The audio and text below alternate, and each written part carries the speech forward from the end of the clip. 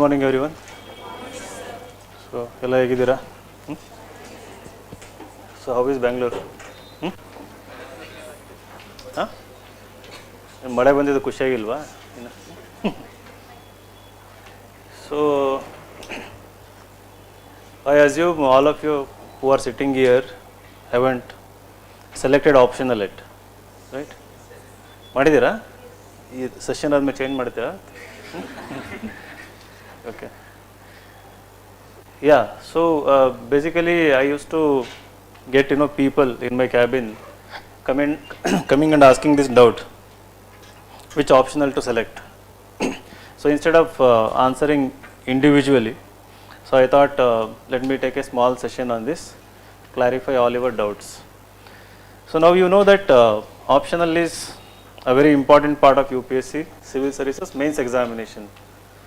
So which optional to choose is also a very important decision because it saves you lots of time. A wrong optional can make your 3 years of preparation go into total waste. Can somebody explain how? A wrong optional, if you select a wrong optional, it can waste your 3 years. How? Oh, interest ಇಲ್ಲದೆ choose ಮಾಡಿದರೆ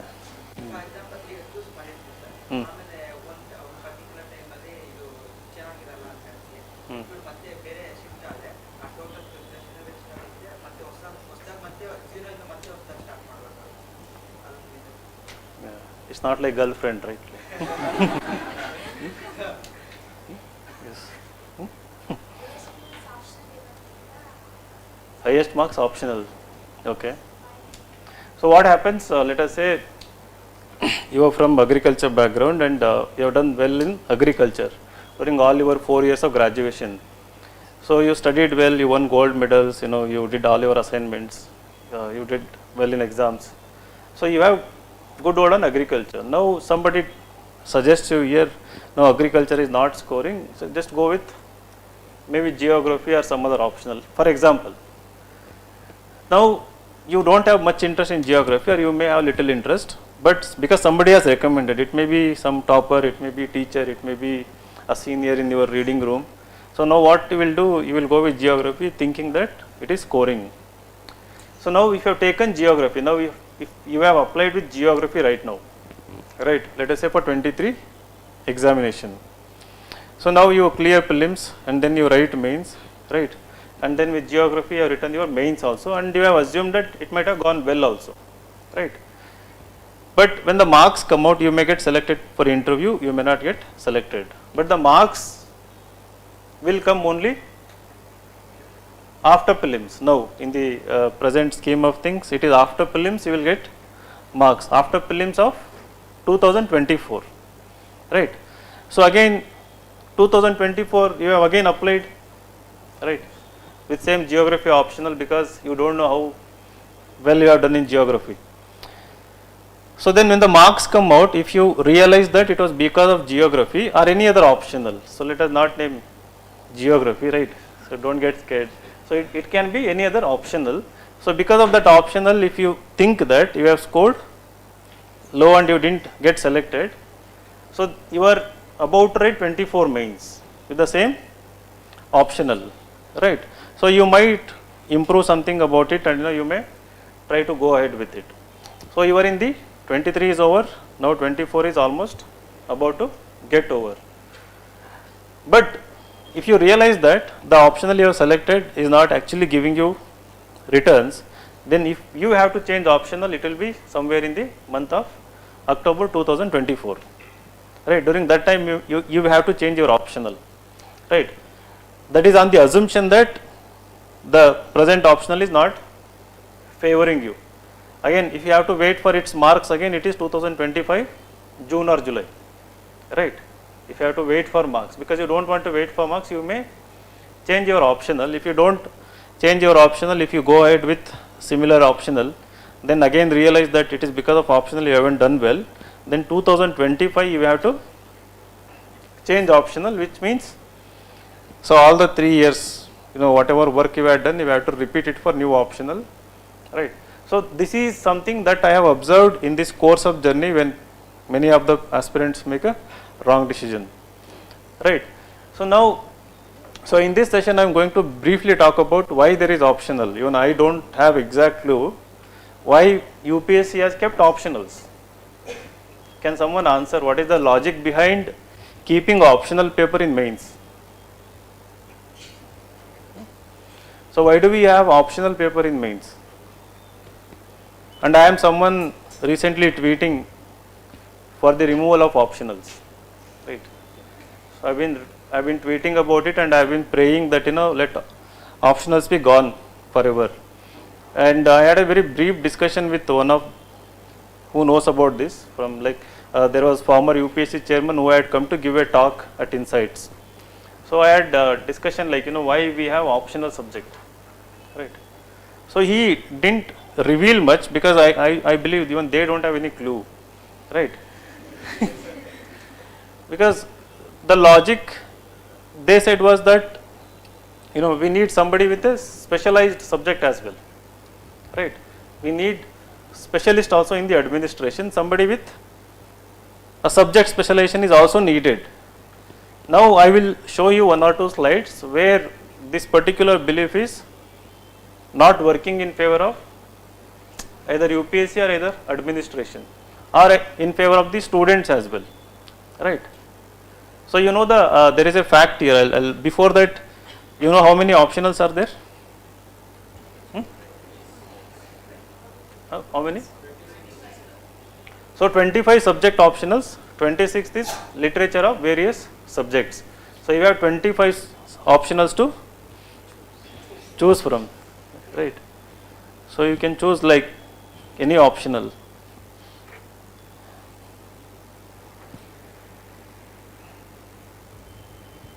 So these things marks, right, 250 for each paper. What is the highest score you can think of scoring nowadays?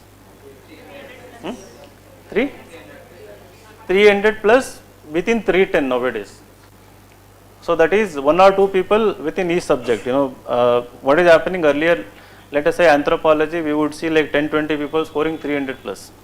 Now the number is every optional you have only one or two people who are scoring just 300 plus, right.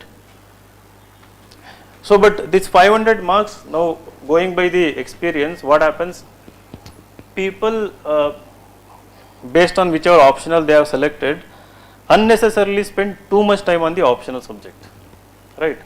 Now there was a assumption that earlier when people were scoring 340, 350, 360, so in Kannada literature I think Nandini had scored around 345, 350 something. Balaji, I think he also had scored, there was one girl who scored 360 something in anthropology, rank 45 in 2018 I think. So in maths, in some engineering subject, we have seen people scoring 340, 350. So there was a logic that if we go with these optional, we can increase our marks by 50 to 60 in each optional, and we can have advantage. Now that advantage is gone. Even if you can write a textbook, in your optional right now, let us say you have completed coaching from Arjun Bopanna sir, anthropology, right, and then you have revised notes and you have updated notes. Now you have the confidence that without saying anything you can write entire textbook for anthropology, paper 1, paper 2, but even then you won't score. Very unlikely it is above 300 plus. It's very difficult to score 300 plus. Now why you should spend so much time, waste so much time to score, So if you analyze the marks in top 100, the toppers marks are in the range of 260 to 280, maximum scores. 260 to 280 is the highest scores in the respective optional who have got the rank in top 100. So now usually what happens when somebody has taken a mathematics, right, so they spend 6 to 7 hours every day spending practicing mathematics, or even commerce and accountancy, any optional that requires huge amount of practice, physics, chemistry, but the returns are less nowadays, right. So these are the optionals. Of course you have seen in the notification, Have you already decided, some of you, which optional to take? Okay. So I'll randomly ask. What about you? Yes. Yes. Yeah. Anthro, you? Public administration. Kannada literature. Anthro, you? Anthro. Yes. Commerce and accountancy. You? Anthropology. Not it. PSIR. Yes. Sociology. Last, bro. Anthropology. Okay. What about you? Anthro. New Murjana? Civil engineering. Okay. What about you? Botany. Kannada literature. Okay. Geography are Tandilva? Nobody, geography nobody has taken yet? Sociology? Okay. So there are 2 to 3 people. Okay. So you know these optionals anyway, I won't spend much time on this. So literature we have, Assamese, Bengali, Bodo, Dogri, Gujarati, Hindi. You can actually take if you want. So how to choose an optional subject for UPSC CSE? Okay. So first I will just briefly talk about, what was the criteria for selecting optional. Yeah.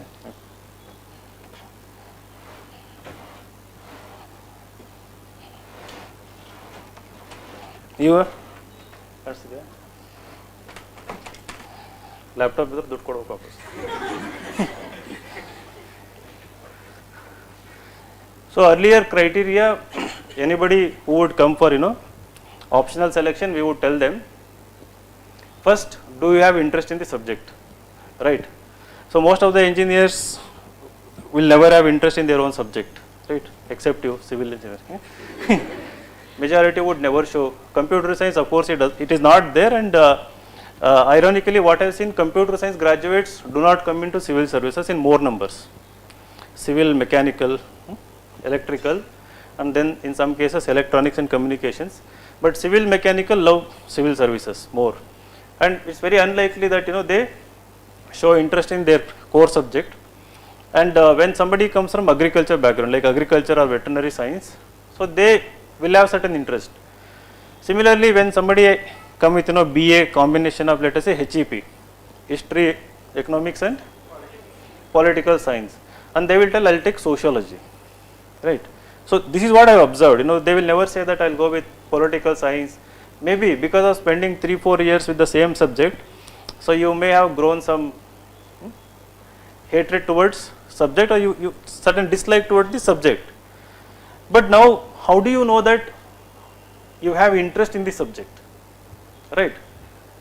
If we had read newspapers from childhood, maybe you would have liked more of polity related news, or sociological issues, right? Or something like technology or something like this. We don't know, but that is also very rare to find nowadays.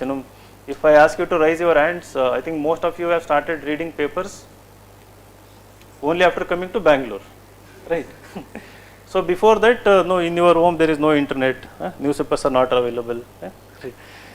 So secondly, when we ask you to show do you have the interest? So how will you know? One, you should have some background in it, maybe either through graduation, either through out of interest. For example, in some engineering colleges, there are interdisciplinary approach. They can get a course in sociology, they can do a course in political science, in philosophy. So maybe if they were exposed to that kind of other disciplines, they would have developed certain interest. If somebody have habit of reading non-fiction books, right? So they would have certain interest. But now when I ask a question, do you have interest? So it is very difficult to elicit an answer because you are clueless whether you really have an interest. So then what we recommend is that, so now go through the syllabus. So now try to read syllabus from top to bottom. So now you may be doubtful about 2 to 3 optionals. So let us say you are doubtful regarding geography, political science, sociology, right? So now we ask you to download syllabus of these 3 optional papers, spend at least 1 to 2 days, entire day, just going through syllabus, going through each and every topic. So some of them may be very familiar, some of them may not be familiar, but keep reading them, syllabus. Try to understand the syllabus, the keywords, see, Google 1 or 2 keywords, try to read very basic concepts. If you see, do you have some interest about, inclination, little aptitude for the subject, and then we ask you to go through at least 3-4 years previous year question papers.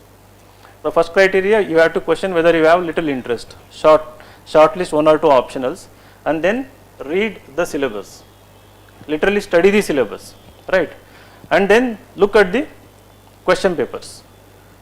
So when you look at the question papers, there few things you have to understand. Are you understanding the demand of the question? Right, you don't know anything, at least are you understanding what the question is asking? In some optionals, it is difficult to understand the question itself, right. So are you able to decipher what the question is? Secondly, like if you have background with the subject, like let's say you have done HEP, and if you are looking at political science syllabus, the question paper, are you able to relate with some of the questions, right? Are you able to relate with some of the question and think that you can learn and answer later, not immediately? Some people who do not have background, do you see some liking, at least curiosity? Are you able to get curiosity on this question, that you feel like learning about these topics, you feel like exploring further? Do you have that inclination? So now you have to do these 3 basic exercise first, and then come and talk to us like mentors or anyone, and then you can decide which optional to take. So this is the basic exercise we used to recommend people. So now when the marks have started coming down, right, so now we have to go little bit further, you have to do little bit extra exercise, right. So now what is the trend of optionals? So here this graph, academic background of recommended candidates. So this is the report from the DOPT, right, Department of Personnel and Training. So whenever candidates are selected, they profile them, they create a report. So 19 is the last report available. So 24.2% are from humanities background. These are the selected candidates. Let us say 1000 selected candidates are there, among them 24% are from humanities background, 63% are from engineering background. So 6.6% science, 6% medical science. So humanities will include anthropology, geography, all other, including HEP, sociology, right. So engineering, including mathematics and other subjects like physics, chemistry will come under science, mathematics and other things. So they have the engineering background, 63%. Now, so the 63% engineering background students, when you look at the optional subject selected by the recommended candidates, so out of 1000 students, 82.6% had the humanities subject as the optional subjects, right. So 82% people had humanities subject as their optional subject, not science or engineering, or of course not medical science. So what it means, that most of the engineers choose humanities subjects as their optional, right. Now, and the success rate also is quite high. So in whichever optional they have selected. Now go back to the logic, why UPSC wanted, like we wanted specialists, right. Now somebody who has done engineering in mechanical has selected sociology and he has become specialist in sociology or social issues, maybe in geography or political science. Now the truth is that nobody remembers the subject the moment the finalist is announced. The moment finalist is announced, everything evaporates in your head. Optional, only how to, like what you remember is telling other students, the next generation. So why you have to select this optional, how to read and other things, but the content part, so it instantly evaporates. You will also realize when you become toppers, when you see your name in the final list, right, maybe top 10, top 100. So the knowledge On what basis I am telling? I am not like generalizing. In interview, mock interviews, I ask this question: how are you going to use this optional knowledge in administration? So very few people give convincing answers. More than convincing, passionate answers. That most of the people have what they have done is have chosen optional conveniently for the sake of the examination, for the scoring purpose, right? And they haven't completely internalized the subject. So that was the intention. You internalize, you imbibe all the concepts, and learn to apply those concepts in real life. But in a way, it has turned out to be a good. Like engineers would never read sociology, right? You people, some of you would never read Kannada literature on your own if you hadn't gone for civil services. So that is the positive side. That Kannada literature is more alive today because of UPSC civil services. It is a truth actually, right? So like most of the people who get into civil service from Karnataka, majority of them go with the Kannada literature. So in a way, you people are keeping alive literature and its tradition. But again, I want optional to be removed, right? So I don't have anything with Kannada literature or anything, but the thing is, it doesn't create any level playing field, right? So the valuation is subjective. So I'll come to that. The valuation is subjective. Nobody has clue like how the scaling is done. So you don't know on what basis, like for example, mathematics student, they will tell that out of 500 they have attempted 420, 430, 440 marks correctly. So ideally their marks going by literally should be 430, 440. But again UPSC wants to create level playing field. So they have certain scaling formula which I am not aware. I have asked many people, they also don't know. They don't reveal. So the people who have attempted, let us say even 430, 440, their score can be 260, 270, or it can be 310 also. It varies from year to year. Similarly, some people who have scored optional, let us say last year 300 in anthropology. So next year they score again 260, 270. So there is no guarantee that last year whatever you had scored will be repeated. This subjectivity in evaluation, right? So then some people still because of strong hold in optional, because during graduation they might have done well in one of the subject, and for example we have seen students from electrical, mechanical, civil in some cases scoring really high marks in some cases. So previously also it used to be done. So they have certain advantage compared to somebody who do not have that kind of backing because of bad college or bad lecturer, something like again you are forced to choose another new optional and totally study it newly. So what happens, because of the subjectivity in evaluation, there is no level playing field, but last 1 or 2 years the UPSC is trying to create, right, that irrespective of which optional you are going to take, you will not be able to score disproportionately high marks, right. But now again this also has a problem. Some optional require less effort, some optional require more efforts, right. So now again, why somebody has to put more effort in one optional and score low marks? So somebody has to put less effort and again you have to score more marks. So still there is subjectivity. The subjects are not like on an equal level, right? They demand a different approach. Every subject, maths requires different approach, law requires different approach, medical science requires different approach, agri requires different approach, sociology, PubAd, they also require a different approach. So I want this to be removed so that maybe they can introduce a new paper. That is what I said, a paper which combines some aspects of law, some aspects of management, some aspects of public administration. So combined together a very basic paper, right. So it can be named as general studies paper 5 or 6, something very generalistic approach to these subjects which I mentioned. So then everybody has to study the same. So now the real competition will be there.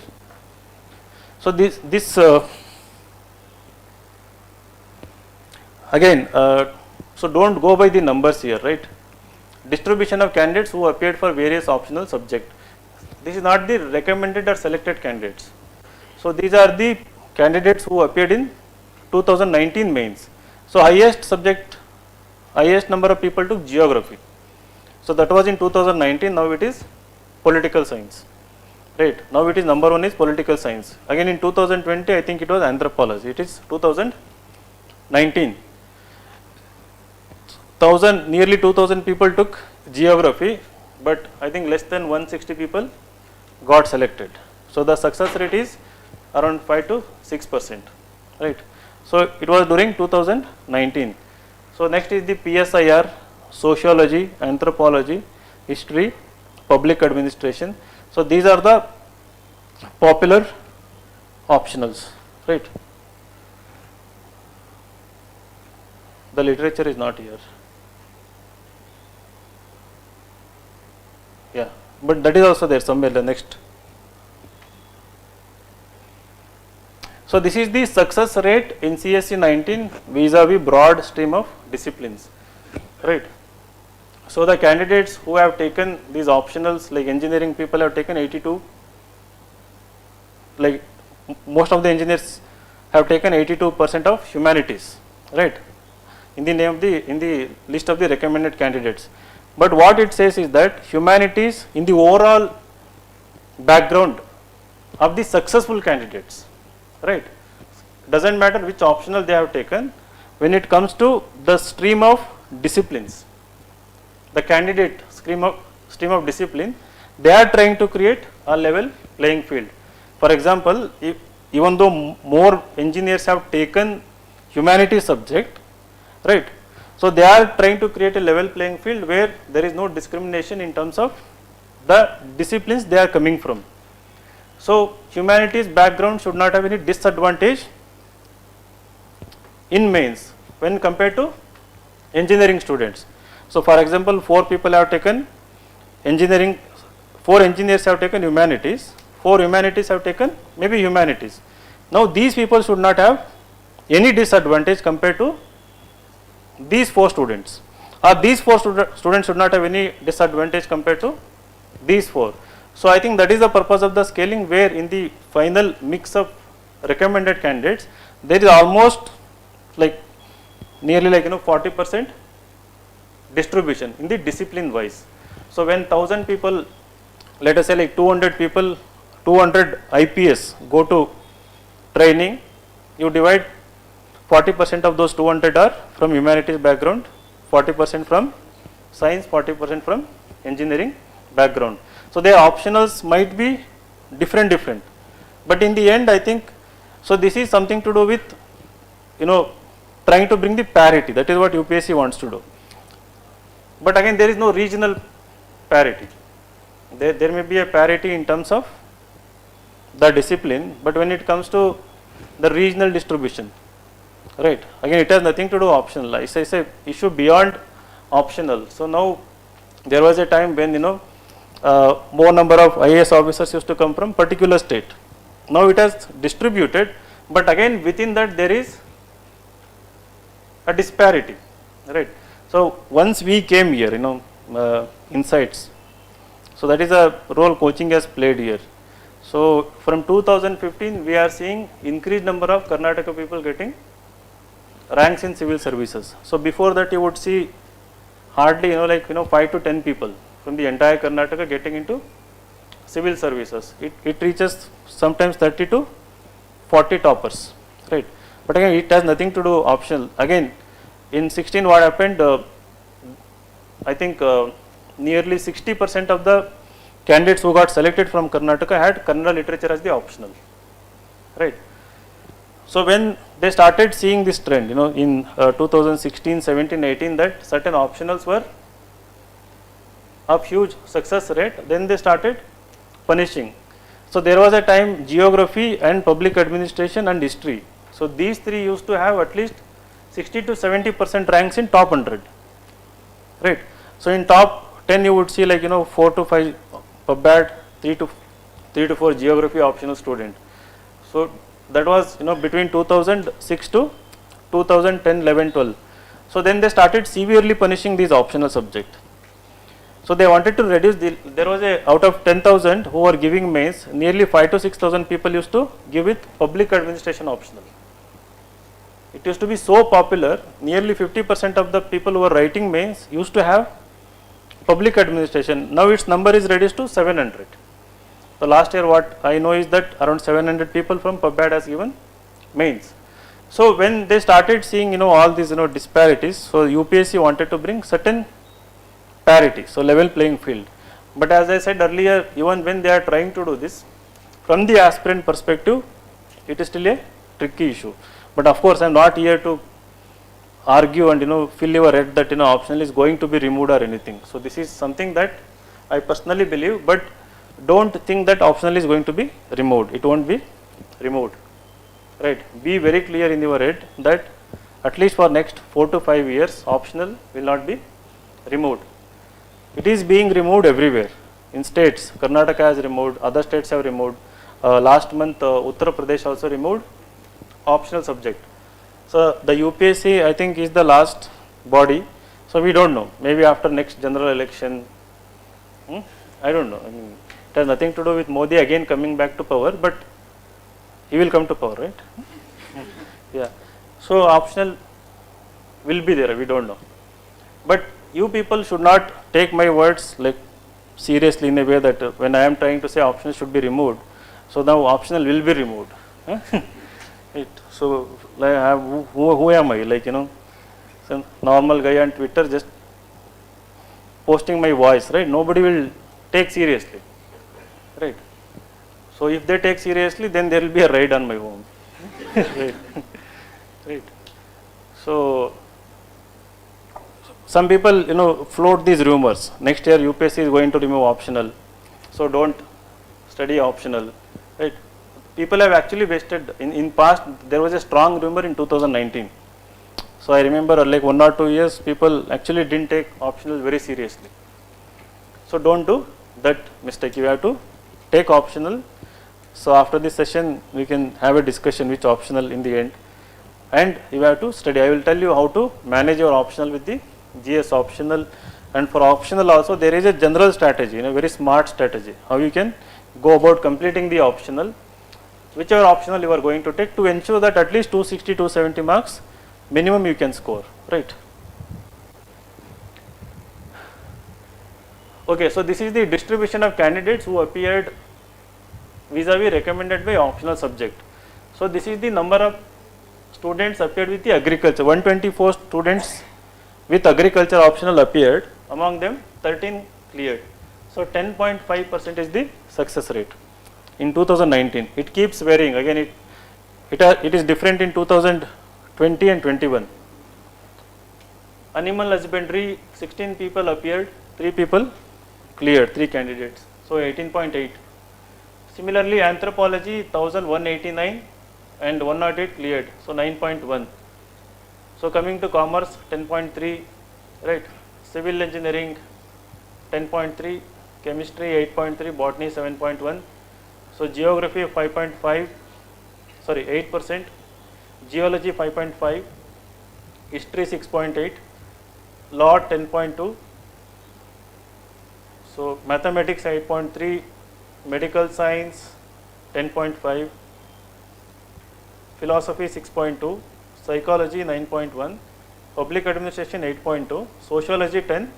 So sociology and political science, see political science, public administration 8.2, 8.2, and another one 8.2 was there, geography, right? So geography is 5.5, right? Good. So geography, philosophy, and one more like 6.8, history, right? Anyway, personally I don't recommend history optional. Even if somebody has got first rank, so don't go behind it. In Delhi they are doing it, because a girl got first rank, everybody is chasing history optional now, most of them with history background. So history and philosophy and psychology, from my personal experience, what I have seen is that they have low success rate, right? The numbers are 2019, but after that again I have seen that many candidates who had taken these optional were struggling to crack this examination. Even if they had cracked, they were not getting good ranks because of low marks in these optional. So now the most popular optional right now are political science, sociology, anthropology. These are the top 3, right, in terms of number of students going for them, in terms of success rate also. But again, as we discussed briefly, so they try to create a parity, right. So the success rate could be 8 to 10%. It doesn't matter how many number, like you saw that geography, nearly 2000 people have taken, only 100 people have cleared. So political science 1662, 137 people. Now, so these are the people who appeared in mains versus who got cleared in the final list. So even if more people are taking one particular optional, right, in the end there is a competition where it is difficult for more than 10% of them to get a rank, right. So they have their scaling, and again we are also seeing that in the interview also there is certain correction. So if they see more students coming up with one particular optional, they are given slightly lower marks compared to other optional, right. It is done in a very subtle way. There is no, you won't see them written anywhere, right. You can only infer based on how many students you are interacting with, interviewing, right. So there is this slight phenomenon is also there. So otherwise what happens, people who are clearing mains with particular optional, the numbers may be still very high, which I am actually seeing. I am doing mock interviews right now. So today I think I will be doing a mock interview of 500 candidate. So those who are giving interview this year, so nearly 495 candidates I completed. So if 10 mock interviews are scheduled in a day, out of 10 you see 3 to 4 from political science this year, right. So which means those among it selected for interview, there is one optional which has,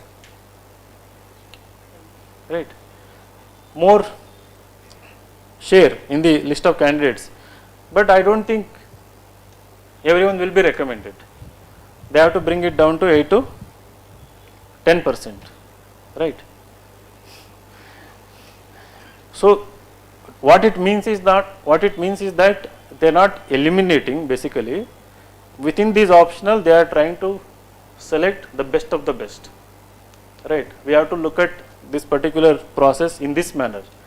So it is not that they are punishing this particular optional.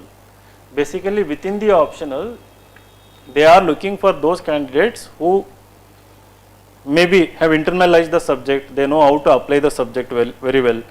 Maybe they may be facing this question frequently, how we are going to use this knowledge, right. Or they may be overall personality, of course that is applies for every optional because personality is more important.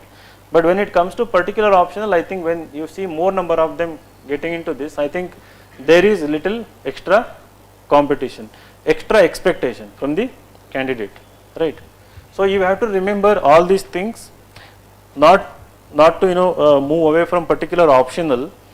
Even when you have selected an optional of your liking and you are doing good, right, you should not just depend on the optional score, right.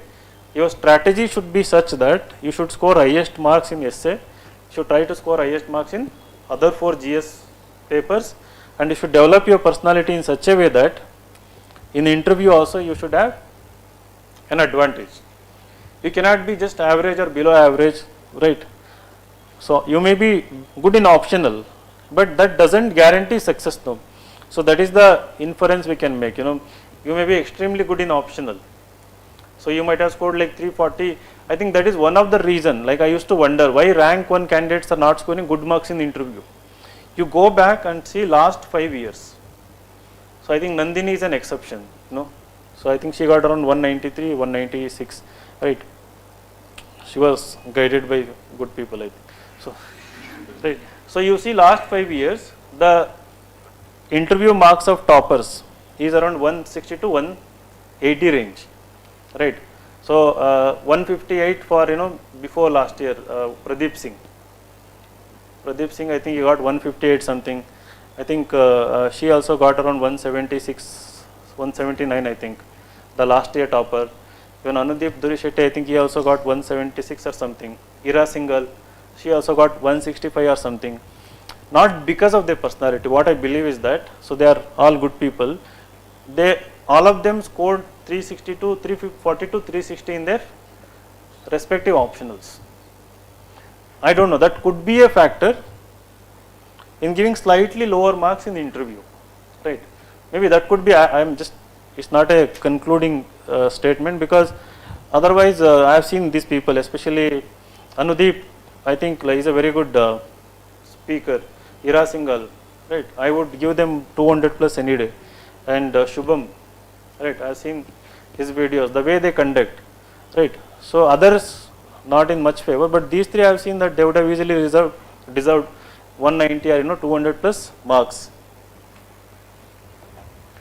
So coming to literature, Kannada is king, So among all the other literature subjects, Kannada has done exceptionally well, and it has been doing well going by the proportion of people giving. So if 10 people are giving it Kannada optional, the success rate is nearly 10 to 13%. So it is highest among all the literature subject.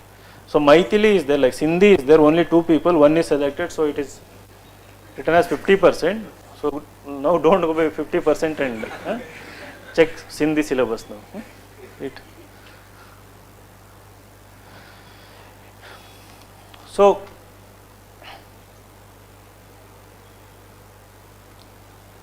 which optional you will select? We'll come to that. So here, yeah. So who that? Even Kanisha Kataria 179, right? In interview, he also got rank 1, but 361 in optional, right? Jaydev 275 in law optional, right? So we guided him here. So he got 206 in interview. Again, he didn't get highest marks in the interview because he got low marks in optional. They don't do that. No, don't assume that. If you score low in optional, in interview they will give you more. Right. It is purely because of his personality. He is one of the best IAS officer material I have seen. Right. So now he is posted as joint collector in Varanasi. Right. Because of his reputation, his work. Varanasi, Yeah. So it goes through lots of screening, I guess. If you have to put a candidate in such a very important constituency. Important because of spirituality, tourism, culture, economy, education, plus it's a PM's, right? So he is working there, and he is also very good personality. What I have seen, one of like the way he has humility, the way he speaks. I don't know why they gave 158, but 298 out of 500. Public administration, like 298 is very high score. So when he got rank, I think that year the marks came down. In same pub ad, others would have scored like 250, 260, but his marks would have been 40, 50 higher than the rest of the competition. But I don't know, maybe in interview what happened. So he got a bit low marks. Okay. So I'll come to the right time to begin. So because I interact with lots of students with respect to how they are doing in their optional, which optional they have taken. So what I have come to conclusion is that nowadays, in addition to the 3 things we discussed, liking for the subject, going by the syllabus, understanding the question, the foremost factor you should consider is how much time you are going to invest in the optional, right? Because if you invest more amount of time, the returns are less. So if you score like 300 plus, again now it is going to be slightly balanced in the interview, right? Now it is better to score 270, 280 without spending too much time on the optional subject, right? Have enough time to improve your essay, ethics, other GS paper scores, plus have enough time to develop your personality also in terms of developing hobbies, cultivating communication skills, other things. So that should be the logic. So when you select an optional, now doesn't matter which subject, largely doesn't matter which subject you are going to choose. Now, in addition to having some interest, in addition to having clear cut guidance for the optional availability of materials here when you are studying in the Bangalore, either through internet or here in physical copy, availability of material, availability of ready guidance. In addition to these two, are you going to finish this optional as fast as possible, right, with not so much effort, at the same time do well in answer writing of that particular optional, get guidance for that optional answer writing, and spend more time on the GS. It should be the major concern. So the optionals which take less time are humanities subjects plus literature, right. So within them we have a some optional who are actually doing well within humanities. So as I said, I wouldn't recommend history or philosophy, but sociology, economics is also good, like provided you have background in economics, right, or political science or sociology or anthropology. So geography is also good. Why people score low marks in geography is that, right, geography is actually a very good optional. The problem is that you should have aptitude for the subject. So people with geography optional don't draw good diagrams. I have seen, like, they don't know how to draw India map, they don't know how to draw the basic diagrams.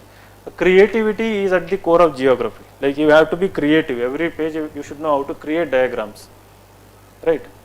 So in addition to understand, because concepts you will understand, there is guidance available, there is so much material available, but what I have seen is that when they present their answers, I don't see, even in GS also, very few people write diagrams.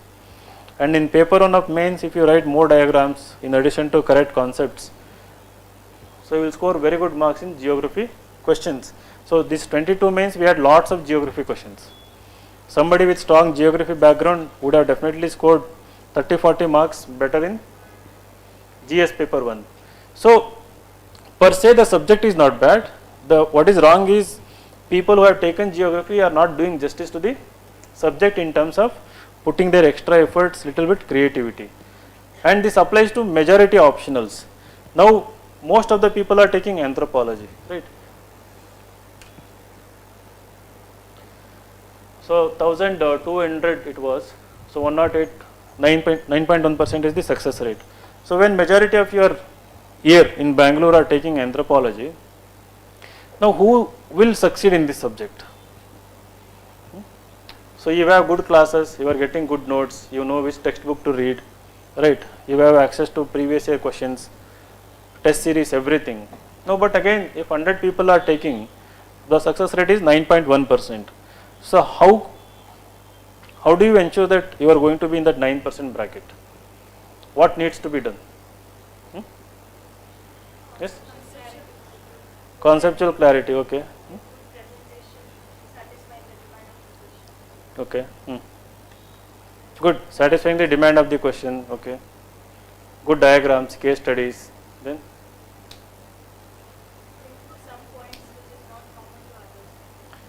Very good. Including some point which is not common to others. Correct. From where will you get them?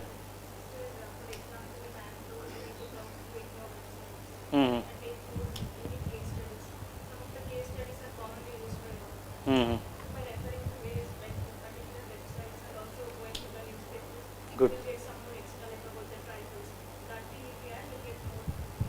So again, first you should add to your notes and then show it in your answers. Many people add to their notes.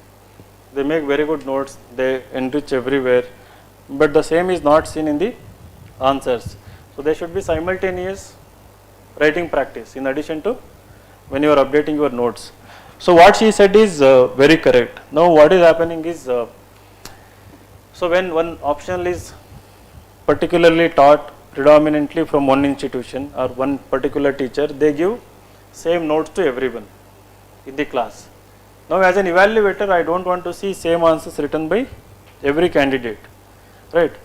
So those candidates, in addition to whatever you said, perfect conceptual clarity, ability to apply those concepts according to demand of the question, and ability to interlink concepts, and also interlink subjects like linking paper 1 in paper 2 and linking current affairs with paper 2. So whatever developments are there, this ability, this is basically analytical ability. In addition to this, those who can bring a new perspective and also those who can show the actual standard of the subject, going to the depth of the subject. So which means getting content from standard textbooks is very important. In addition to class notes, so teacher will tell, because they have confidence, they have gathered material from standard textbooks, they have made notes, but you have to think from the competition perspective, right?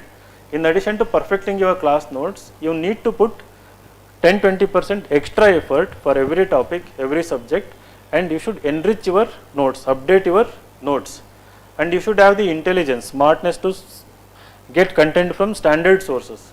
It can be ministry reports, it can be like as she was saying IGNO, or it can be some foreign authors, I don't know. It depends on optional to optional. So once you have completed coaching for like 4 to 5 months, so next another 2 to 3 months should go in enriching your optional, and then another 3 months writing answers through test series. So for you people who are starting now, by July to August you should complete your optional, right? Whichever optional you are going to choose, by August you should complete your optional. September, October you can write, you can enrich your notes, right? And then October, November, December you can enroll to a test series. By December, be in a position to write answers in your optional subject, so that from January onwards you can leave aside your optional and fully focus on the prelims in addition to mains GS answer writing, right? So that should be the timeline. So by July, August you complete, right? But during this time you have more time, you can simultaneously enrich your notes also. And if you enrich and complete your optional by July, August, you can write test series with those who are giving mains this year, right? So those who are giving mains this year, with them you can give optional test series also. And that should be slightly, that is ambitious target, but if that is done, you can write one more test series in November and December. Writing 2-time test series before your next attempt in optional subject will easily get you 260, 270 minimum marks. So that should be the ideal target. So you can actually do it now in addition to your GS classes, which is taking around 3 hours, sometimes 5 hours. So go with the optional, enroll to a optional and try to complete it. So now coming to optional, we are offering classes in 6 optionals: anthropology, political science, geography, sociology, public administration, Kannada literature, right? So we would have offered in other subjects also. I believe these are the 6 optional which are popular, as well as we have seen the data, have good success rate. PubMed also has 8.2%, right? Yeah, so 8.2%. So as good as political science. Political science also has 8.2%. Now, whichever optional subject you are going to choose, the teachers are good, they are going to teach well. You don't have to enroll in Insights only, right? So if you find another good teacher, you can enroll anywhere. So now it is not about at Insights, or because we have this option you have to join here. So it's about the very nature of the subject and the success rate. So some people can do self-study also. Those who cannot afford, like for optional like sociology, Kannada literature, I think you can do self-study. You don't have to enroll to a classes also. But largely what I believe is that even if you don't enroll, you should have access to certain classes or concepts, right? So to study on your own, again it will take more time. So the logic is that it should actually save your time. So to save your time, go for that optional, the ones we discussed, doesn't matter which optional. But after that, there is this 2 to 3 months extra efforts must be done if you want to be in this 8 to 10% success rate. Otherwise what happens, it will give you false confidence, like you think that you have selected good optional, right? Merely being good with respect to knowing the subject, understanding the subject, having very good notes and able to write decent answers in test series doesn't guarantee. You have to have an extra advantage. every year what is happening, in every optional a new talent is coming, right. So let us say last year somebody had scored highest marks in political science, their notes is out in the public. So people start copying that particular notes, everybody uses the same examples, same type of representation also, diagram, or the way they write answer, people try to copy it. Now the same year there is one or two people who think originally. In addition to that, they have updated the toppers notes, their notes from the standard textbook or any source even further, and they have written slightly better answer, more original answer again compared to the competition which is copied from the toppers notes. So now they set the benchmark in that year. So you have to think like that. When you get access to toppers notes, that is not the end, right. So that is the standard that they have set, but you should know that majority people are going to use the similar notes, and for every topic the note which is available you have to further update. If you are not updating that notes, next year you are not going to score well. So let us say 24 you people write mains, in 25 mains if you do not get selected in 24, again you should update your notes. Now I said in the earlier, those who scored 300 last year are scoring 260, 270 this year because they are completely depending on last year notes, thinking that I already have very good notes, right. Now the new talent has come into examination, new benchmarks are set, so your notes is no more standard, you have to keep updating every year, got it. So considering all these factors, so the optionals which can be self managed once the coaching is over, right, where you do not require constant monitoring. Secondly, where you have access to writing practice and where you can show answers maybe through peer review or through mentors, and which the optional where you do not lose the interest after like 1 or 2 years. So for that I think you need to keep doing little bit extra for the optional. So as she was saying, exploring new websites selectively, you do not have to do for every subject, you have to be innately curious, and you have to keep thinking about how this optional is going to help you and help in the administration also. So there should be a part of your mind thinking about these things also. So if you just keep thinking about the exam and completing the optional, so then you won't remember anything. See, every optional subject, especially humanities, they have immense application in administration, right. Whether it is political science or IR, whether it is sociology, geography, when you really understand and when you go to administration, their application is constantly seen, you can actually apply them, right. So now how do you manage, how are you going to manage your optional? So I gave you a brief timeline, but on day-to-day basis, how will you manage? Have you joined optional classes already, some of you? So for how many hours the classes is conducted? 3 hours, 2.5 to 3 hours. So 6 hours is going in the class itself. So after that what do you do?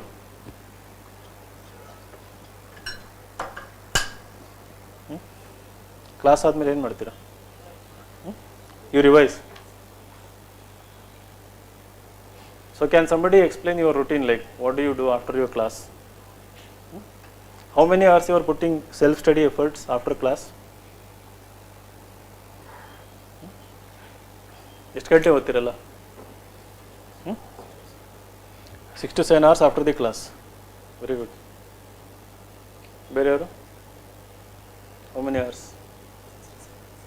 After the class 6 to 7 hours. So which means like 12 to 13 hours every day. Bere boys? 6 to 7 hours. So are you able to manage both GS and optional every day? Okay.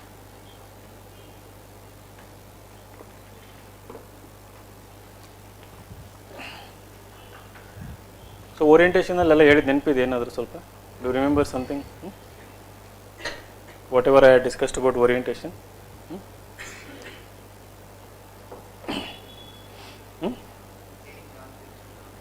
ಅದಾ ಅದಕ್ಕೆಲ್ಲ ಇಲ್ಲಿ time ಇದೆ ಇವಾಗ.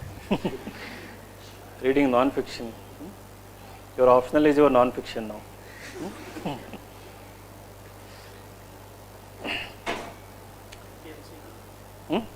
You are doing that 50 MCQs. ಅವಾಗ ಆಗ್ತೈತಿ, ಇವಾಗ ಆಗ್ತಿಲ್ವ? ಯಾಕೆ? Anyone doing 50 MCQs every day? Any one soul here? No. Less. 20 you are doing from website. No one is doing. 10, 20, 30, 40.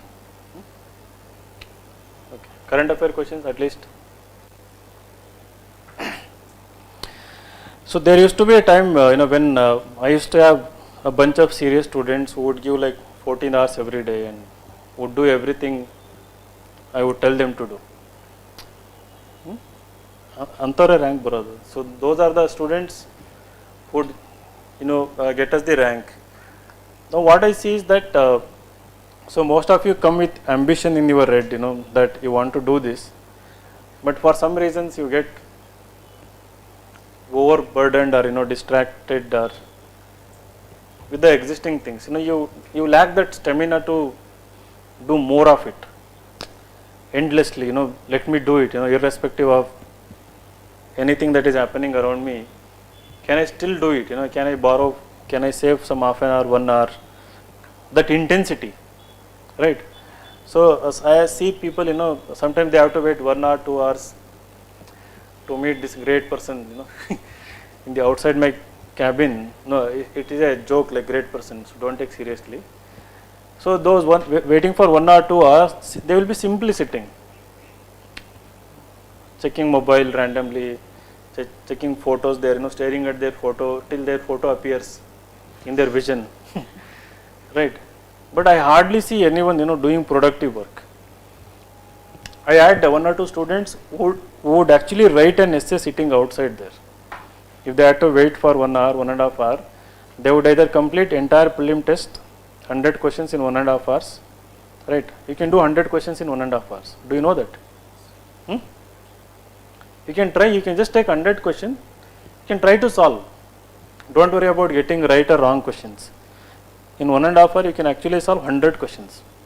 And somebody would write essays, or somebody would write, we used to give target like, write minimum 2 secure answers. Right, earlier it used to be 6-7 answers. We have reduced because the stamina is reduced, students. So we tell 2 to 3 answers. They would actually write 2 to 3 answers. In addition to what they had written previously, they would write these new answers and bring for evaluation.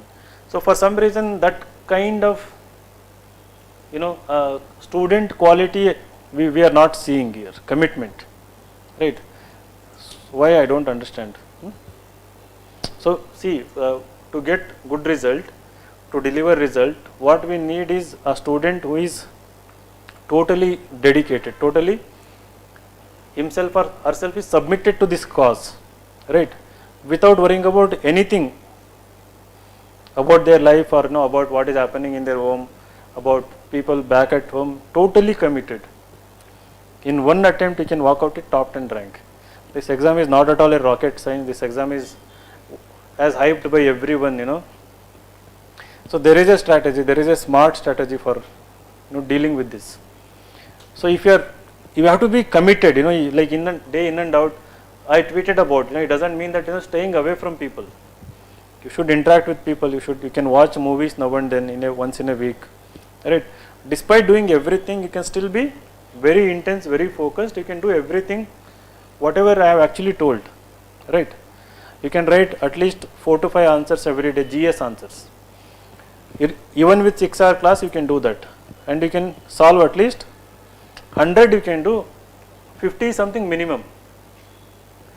Those who are giving prelim this year, they are struggling to do 50 questions now, right? To improve their score. When we tell do 100, they say that I can do only 50.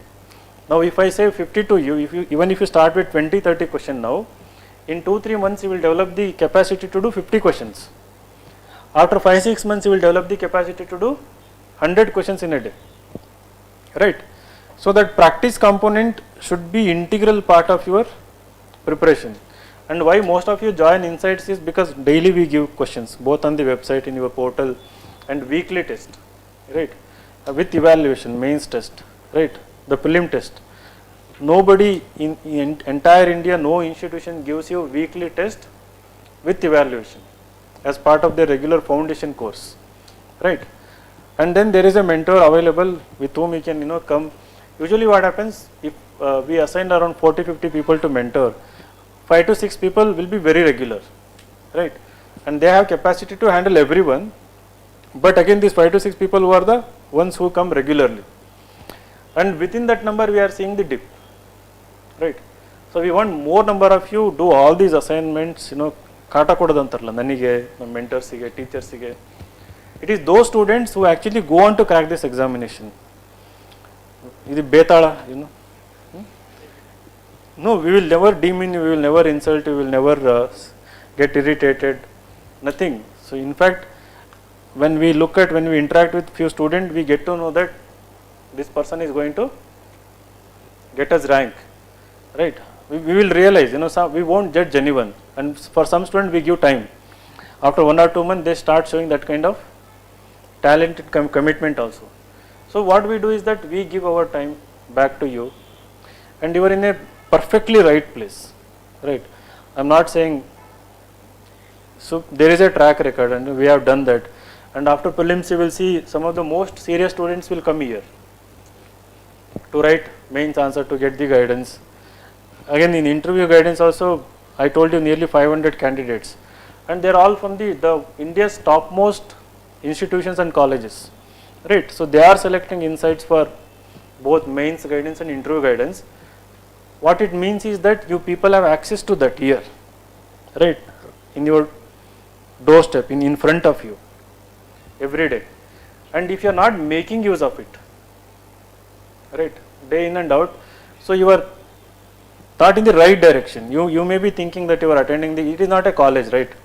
So where you complete the syllabus, completing the syllabus guarantees certain marks. It is not like that. Applying that knowledge, improving in that application again and again, understanding the competition. So when I go to Delhi, I evaluate an essay, I know that somebody from Stephens College or Lady Shriram College might be writing the best essay which I have seen there.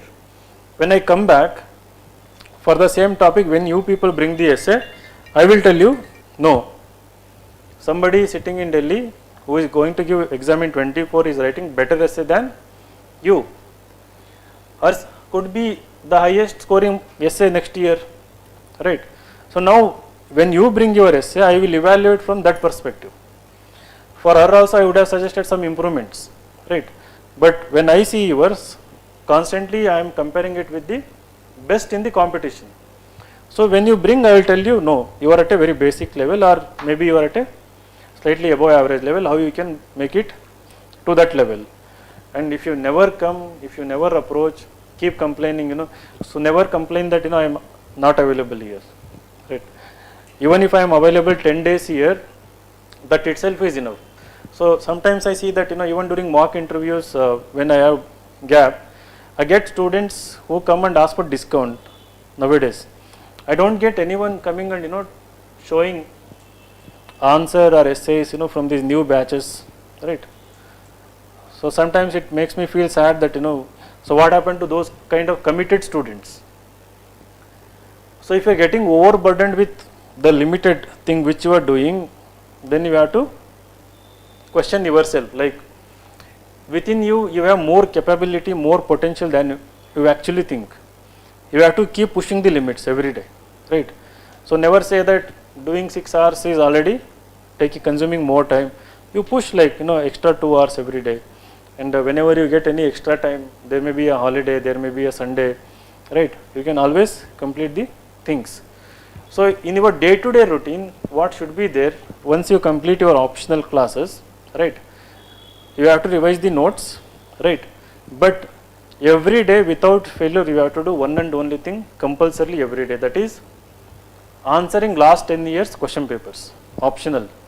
Any optional, if you look at optional subject very closely, 10 years papers, the minimum 10 years I am talking about. If you do 20 years, it is well and good. even if you do 10-year papers, at least 50 to 60% of the same questions are repeated next year. Same questions. So there is very less chance of diversifying these questions in a different dimension, the way we see in prelims. On Buddhism, you can ask endless questions, but in optional, it's very rare that you can go to a totally new way of asking question on the same topic. You see, like anthropology, political science, philosophy, psychology, history, geography, Kannada literature is a leaked paper. It's a leaked question paper, Kannada literature. 80% questions same, 10 years. No need of joining coaching, nothing. 10 years, you take all the questions, you prepare your answers from any source, the best answers with very good example, very good content from the standard textbooks. Literally memorize them, answer to 80% of the questions. So Bharatesha Yoga Bhoga entadada. Yoga Bhoga Vaibhava anta one question ide. Kanakadasram mele. Every year there is a question, the same question. You know that 20 marks, the same question is going to come this year, right? So why can't you be prepared from now itself? So when a topic is taught within a optional, related to that, pick up all the previous year questions, right? At least 5 to 6 times every 10-year question papers, every question in last 10 years, right? You memorize their answer, prepare their answers, memorize, right? Keep it ready, like your own secret answers, updated from your own standard sources. That should be done. It can be either done two ways. Only notes can be done from the previous year question perspective for all the optionals, right? Leaving aside maths and other optionals. So previous year question you segregate as topic wise. For all the questions you prepare standard answer come notes. Slightly breaching the word limit. So by adding extra case study, example and diagrams. So that itself can be your notes. Or with respect to class notes, you can go on segregating and enriching it according to previous year question papers. So either way, the basic template should be previous year questions. 10-year question papers, you prepare perfect answers, memorize, internalize, remember concepts in and out. So 50 to 60% of mains preparation is done, right? So you are actually ready to write the mains. So remaining 30-40% in some optional, it can be related to current affairs, more of application oriented questions. So for that, the test series will help. For that, extra questions which you get as part of your own preparation, or like test series and other things. So them you can prepare extra also. But in the end, you are going to score 50 to 55% marks only, right? 55 to 60% is the highest marks you can score in any optional, right? Being perfectly ready for at least 60% of it, right, will somehow definitely guarantee you 250 to 260 marks. So if you are giving exam in 24, ensure that by December at least 3 times you have done revision of last 10 years answers with writing answers. So every day I have a target of minimum 2 answers, optional answer, minimum 2 optional answers every day, right? Now if you invest this time, let us say 2 answers every day in a month, even if you leave Sunday aside, let us say how many? 52, right? So 10-year question, how many questions you have in 10 years? 200. On an average 20 questions in one paper. So you have around 200 questions. Again within 200, nearly half of them are repeated again and again, right? So in a month, even if you write 50 answers, in 4 to 5 months you can complete all 10 years question papers. So as I said, by August you can actually, so April, May, June, July, August. By end of August you can keep your answers ready for all the 10 years papers. With it doesn't matter, any optional it applies. So and then if you have revised it, you can enroll to a test series and then you can write test series. Again test series you will see most of the questions are same only. So any new questions you are getting, you should learn it again completely new for next 2 to 3 months. So in the month of September, October, November you can do it, right. So then again November, December you can write another test series, and by December you can be perfect. So you can complete the previous year questions as well as any new questions you are getting plus your notes, and revising entire thing, you will be in a position to score 260, 270 marks. And if you have exceptionally enriched your notes and you are remembered, so you could be 300 plus candidate, right. And don't do the same mistake like listening in the class and then not doing it, right. So if I hadn't posted secure questions every day, daily current affair questions every day, right, daily current affairs every day past 9 years, right, Insights wouldn't be successful, right. Oh, this is a bad example, but I'm not IAS officer. Consistency, right. So why today, like many people message me on Twitter and everywhere, like you are a role model, because those who have completed attempt, those who have started their own website, their own coaching institutions, they keep asking for tips. So how can we be successful like you are? I tell them just consistency. Do you believe on the day of marriage I posted secure questions? Seriously. So that was the commitment I had. Till 2017 I was the lonely person who was managing everything. Your test series, your current affairs. Current affairs, there was one guy who was writing, and all the quiz and all the secure and everything. So I didn't want students to miss, right. So I posted questions rising early morning. The muhurtam was around 8:30 something. So by 6:30 completed secretly in the room, and then so my wife thought like, who am I marrying, like, right. But today she is very happy, right. So the thing is that commitment is required. If you're not committed, like I can be very, like now I have everything in life, I can go do party with people, meet big people. I make big people come here. I don't go to big people. So do anything. So why I have to come here? Sit in the same cabin. So many toppers come and interact. Even after becoming topper, there are some humble people who come and interact. So how are you? They ask. Look at me, like I am the same guy whom we had met like 7 years ago, 8 years ago in the same chair, right? So the constant. The thing is, why I am committed, why our team is committed. The reason is that, so we have a mission, I have a mission from Karnataka. I want 60 ranks next in 2 to 3 years. So we want 60 ranks from Karnataka. So most of them IAS, IPS, and make Bangalore as the hub for UPSC preparation. That has already happened. But the thing is, we need more people from our state. From other states, it is already kabja. So it has happened. So from our state also, we need more people, right? And of course, the selfish interest, the more ranks, the more growth and other thing, that is also there. I don't want to deny that.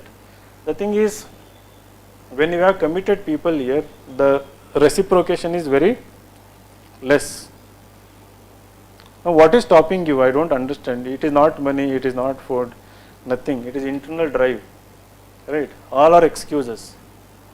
So there was a time when I was doing BSc, like we used to be very poor at that time. My father didn't have salary. So I used to eat banana 2 times and survive. My friend would recall now, he tells that, this fellow used to eat banana now, they don't believe, right? I mean, would never complain about it, would never complain then also, would never make it a story, big story, like, to tell I would never tell these things to children also, right? It was a part of the life. At that time, that was the life I had accepted, and it used to be part of that life. There is no need to glorify, romanticize, saying that ನಮ್ಮ ಅಪ್ಪ ಅಮ್ಮ ಅಂದ್ರೆ ಹೇಳ್ತಾರಲ್ವ ಹಂಗೆ ಹೋದ್ವಿ ಹಿಂಗೆ ಮಾಡಿದ್ವಿ ಅಷ್ಟು ಕಷ್ಟಪಟ್ವಿ ಹಿಂಗೆ ಬೆಳೆದ್ವಿ. I am not saying that kind of thing, just giving you a message. The hardships are part of the life. The difficulties you are facing the degree of difficulty differs from other person to other person. Somebody who has access to everything may be having another problem, right? So those who do not have, you have a different type of problem.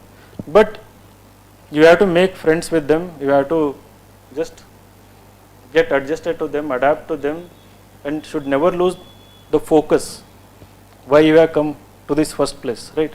So give everything you have. You can do it. You can write. Actually, I give an example. There used to be a girl who used to write eight secure answers every day, plus 10 answers. The test I used to give in the classroom.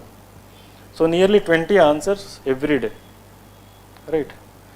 So it requires 3 hours to write 20 answers. If you sit in like an exam like condition, it requires 3 hours for you to write 20 answers, right? So any 1 hour you are wasting everywhere, 60 to 70 MCQs, you can actually do it. So don't be afraid of getting that question wrong, right? Don't be afraid of not knowing anything about that question. Just see that question, right? That question can trigger your neurons. When you are reading something, you will see that somewhere I had seen that question. This is important. From that question itself, you can learn. Every bit you are doing is part of the learning. So that commitment, if you have, it is the entire journey is only for 10 months. In 10 months, you can walk out with top 100 rank in this examination, right?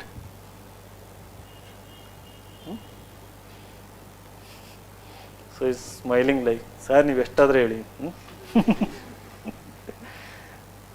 Right? Class ಅಲ್ಲಿ ಕೇಳಿಸ್ಕೊಂತೀವಿ, ಹೊರಗೆ ಹೋಗ್ಬಿಟ್ಟು ಸಮೋಸ ತಿಂದ, bite coffee ಕುಡ್ದು. And another thing, of course, this is optional class. Anyway, I don't regularly interact with you. The personality. Kannada people, when they come for interview, like, I don't know. Even I used to lack confidence at that time. They lack confidence in giving answers. I mean, in comparison with what I see in Delhi, tumba soft, like, I'm very humble. So, too much humility, and also lacking depth in the answers. Why? What could be the reasons? ಅದನ್ನೇ ಜೋರಾಗಿ ಹೇಳಿ madam. Inferiority complex.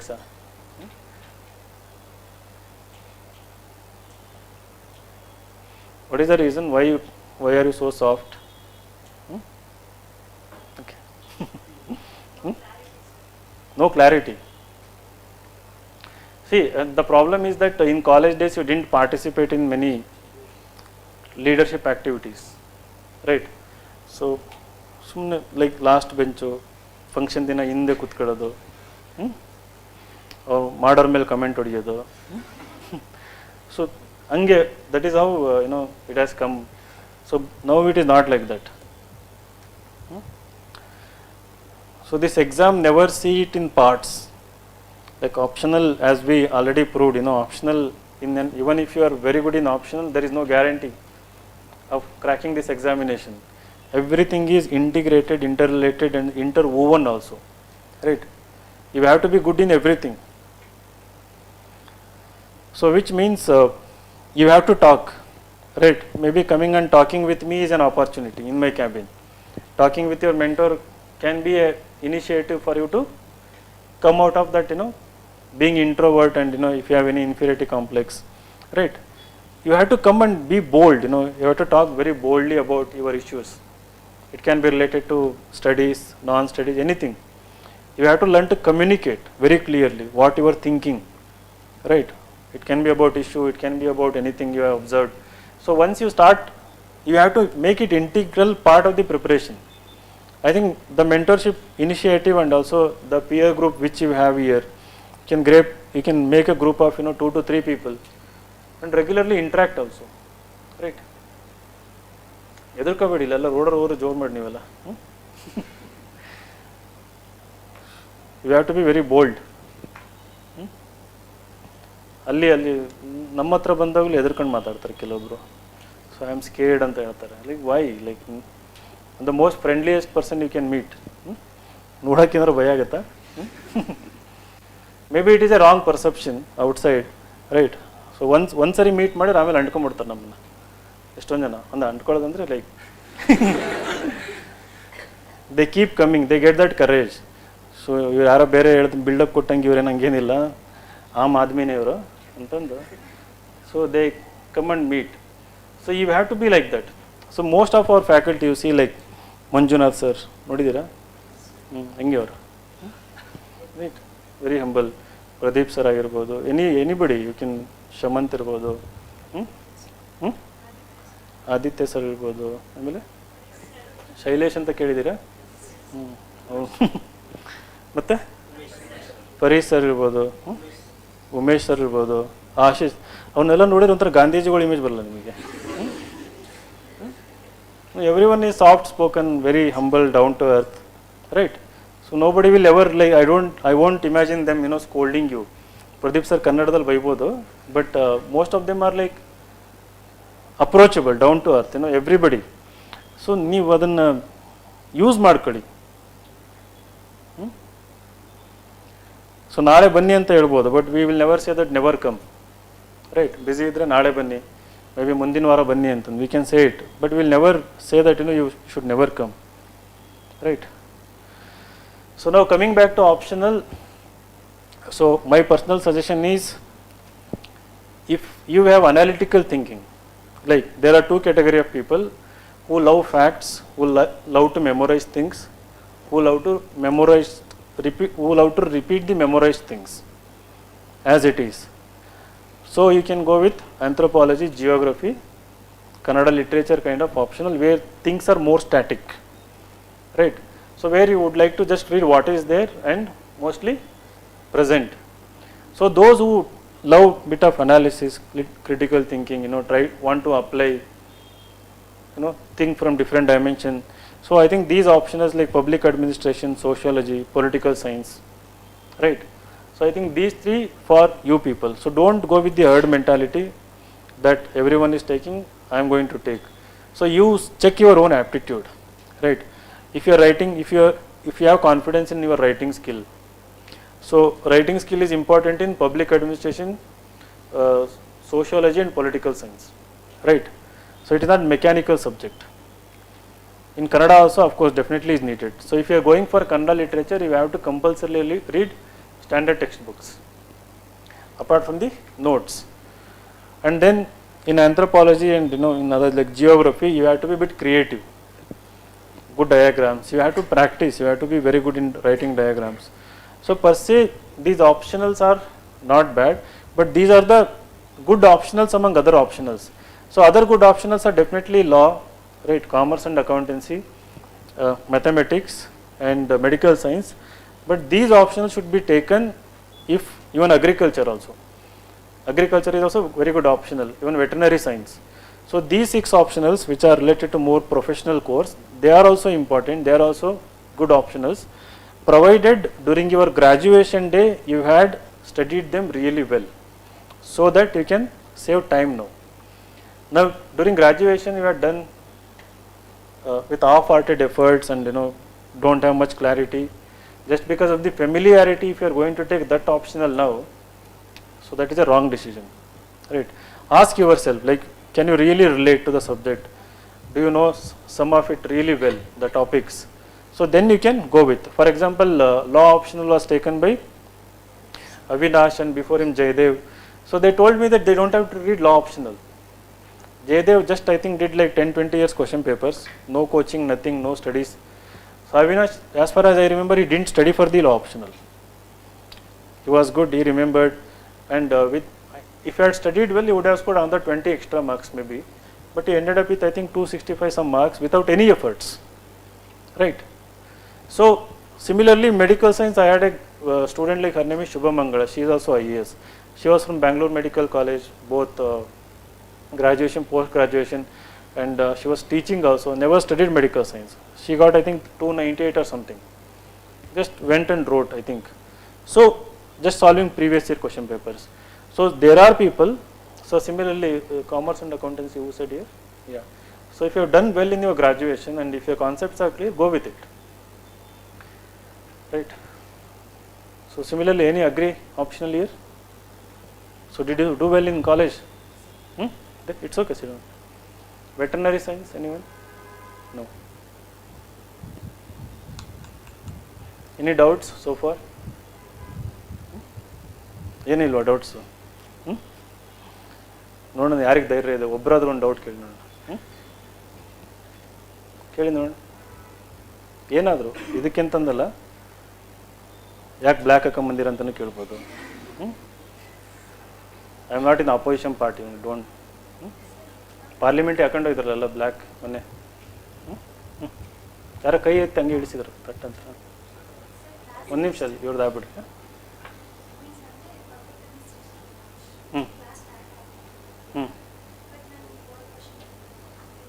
ಇವಾಗಲಿಂದ that is what I shed.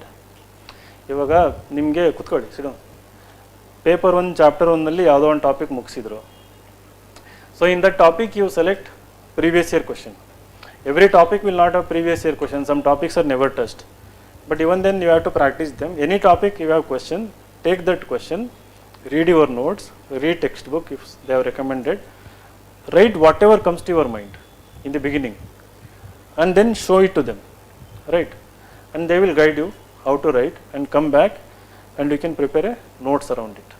Okay. So if you do like 2 answers every day, even if you do 1 answer every day, at least by November you can still complete, right? But do 2 answers.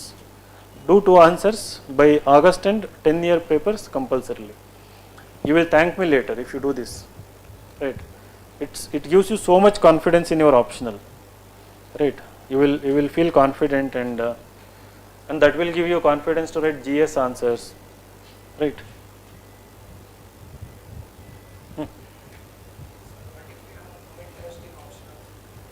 ಅಂದರೆ ಯಾವುದು ಬೇಡ ಬೇಡ ಅಂತನಾ?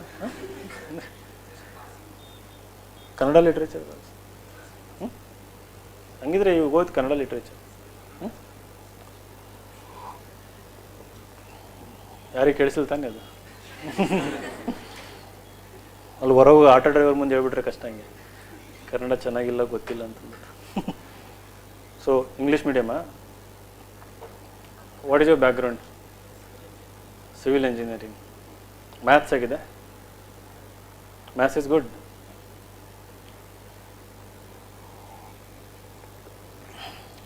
But maths ಬೇಡ. Interest ಇದೆ ಮ್ಯಾಥ್ಸಲ್ಲಿ? ಇಲ್ವಾ? You can go with pub ad. At least ನಾಳೆ AS ಆದಮೇಲೆ ಯೂಸ್ ಆಗ್ತದೆ ಸ್ವಲ್ಪ. So pub ad is better in that case. But see, ಅಲ್ಲಿ ಕಮ್ ಟು ದಸ್. ಕುಡಿತೀನಿ ಎಳ್ನೀರು ಸ್ವಲ್ಪ ನಿಮಿಷ. ನಾವು ರೆಗ್ಯುಲರ್ ಪಾಠ ಮಾಡಲ್ವಲ್ಲ, ಸುಸ್ತಾಗ್ಬಿಡುತ್ತೆ ಬೇಗ. ಇವರು ಬೆಳಗಿಂದ ರಾತ್ರಿ ಪ್ರಾಕ್ಟೀಸ್ ಮಾಡಿ ಅವ್ರ ಎಂಜಿನ್ ಎಲ್ಲ ಸ್ಟ್ರಾಂಗ್ ಅವ್ರದ್ದೆಲ್ಲ, ಎಷ್ಟೊತ್ತಾದರೂ ಓಡಿಸ್ತಾರೆ ಅವರು. ನಮಗೆ ಕುತ್ಕೊಂಡು ಮಾತಾಡೋ ಅಭ್ಯಾಸ ಸ್ವಲ್ಪ. ಬಾಯ್ ಬಿಡ್ಕೊಂಡು ನೋಡ್ತಾರೆ, ಏನು ಹೇಳ್ತಾರೆ. Any non Kannadigas here? ಎಲ್ಲ ಕನ್ನಡದವರೇ ಅಲ್ವಾ? ಸರಿ, ಹಂಗೆ ಅವ್ರು ಬೈಕೊಂಡ್ರು ಗೊತ್ತಾಗಲ್ಲ ಅವರು ಬೇರೆಯವರು. ಯೂಟ್ಯೂಬಲ್ಲಿ ನೋಡ್ತಾ ಇರ್ಬೇಕನ್ಸುತ್ತೆ ಲೈವ್ ಯಾರೋ ಕೆಲವೊಬ್ರು. ಅವ್ರೇನು ಫ್ರೀಯಾಗಿ ಕಮೆಂಟ್ ಆಗಿಬಿಡ್ತಾರೆ, ಕಮೆಂಟಿಗೆ ಚಾರ್ಜ್ ಆಗಲ್ಲ. ಯಾರೋ ಬೈಯಲ್ಲ ನಮಗೆ. ಯಾವ್ದು ಟ್ವಿಟರ್ ಫಾಲೋ ಮಾಡ್ತೀರಾ ನನ್ನ? Anyone following me on Twitter here? ಓದ್ತೀರಾ ಬರೆಯೋದನ್ನು? No, don't come on Twitter now. No need to be on Twitter. Now Twitter has become like Telegram channel. Every day people post questions. Even answer writing ಶುರು ಮಾಡ್ಕೊಂಡಾರೆ ಕೆಲವೊಬ್ಬರಲ್ಲಿ ಟ್ವಿಟ್ಟರಲ್ಲಿ. Now you can pay and get the blue tick and you can write entire answer also now. So ಇನ್ಸ್ಟಾಗ್ರಾಮಲ್ಲಿ ಇದ್ದೀರಾ ಎಲ್ಲರೂ? ಇಲ್ವಾ? ಮೊನ್ನೆ ನೋಡ್ದಂಗಿತ್ತು reel.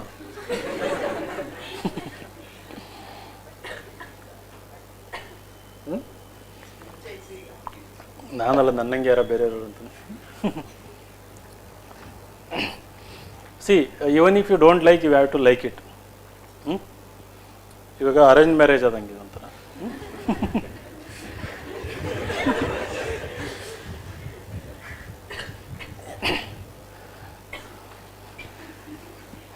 ನೀವು ಮದುವೆ ಆಗದೇನೆ ಇಷ್ಟು ಅರ್ಥ ಮಾಡ್ಕೊಂಡು ಆಗ್ತೀರಾ? ಮದುವೆ ಆದ್ರೆ ಹೆಂಗೆ?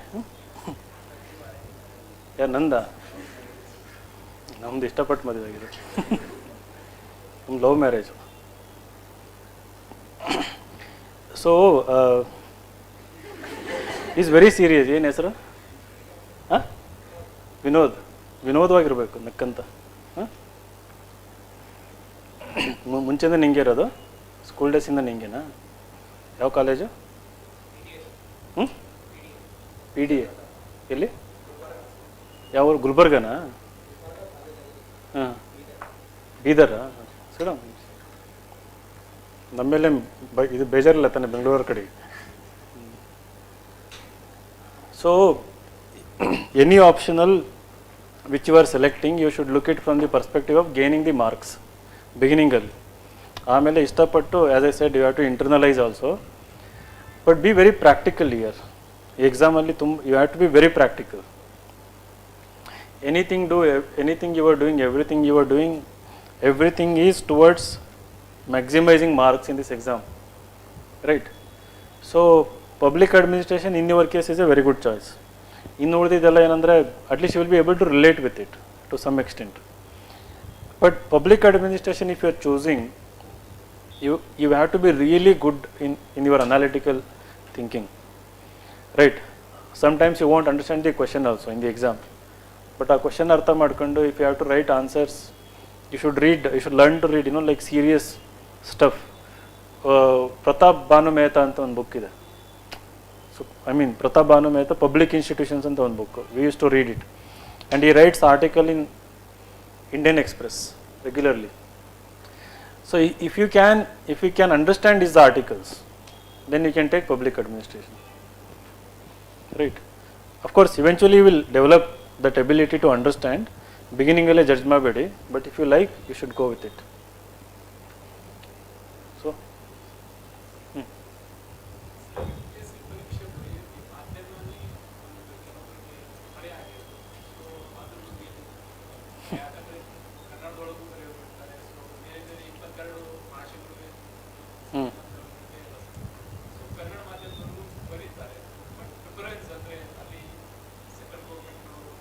ಆ ಥರ ಏನು ಡಿಸ್ಕ್ರಿಮಿನೇಷನ್ ಇಲ್ಲ ಸಿಡಮ್.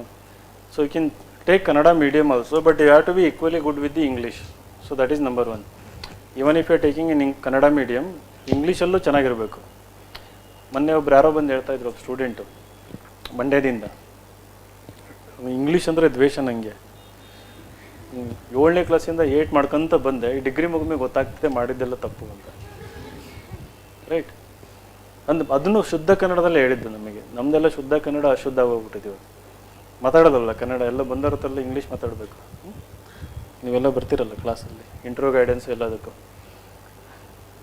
Coming to your question, Kannada ಮೀಡಿಯಮಲ್ಲಿ 3 ಜನ ಸೆಲೆಕ್ಟ್ ಆಗಿದ್ದಾರೆ ನನಗೆ ಮಾಕ್ ಇಂಟರ್ವ್ಯೂ ಬಂದಿರೋರು. So they have written entirely in Kannada medium, everything ಕನ್ನಡದಲ್ಲೇ ಇಂಟರ್ವ್ಯೂ ಕೊಡ್ತಾಯಿದ್ರು ಇಬ್ಬರು. ಒಬ್ಬರು giving in English also. But ಮಧ್ಯೆ ಒಂದು 2-3 ವರ್ಷ it looked like there was a discrimination. So now I don't see that.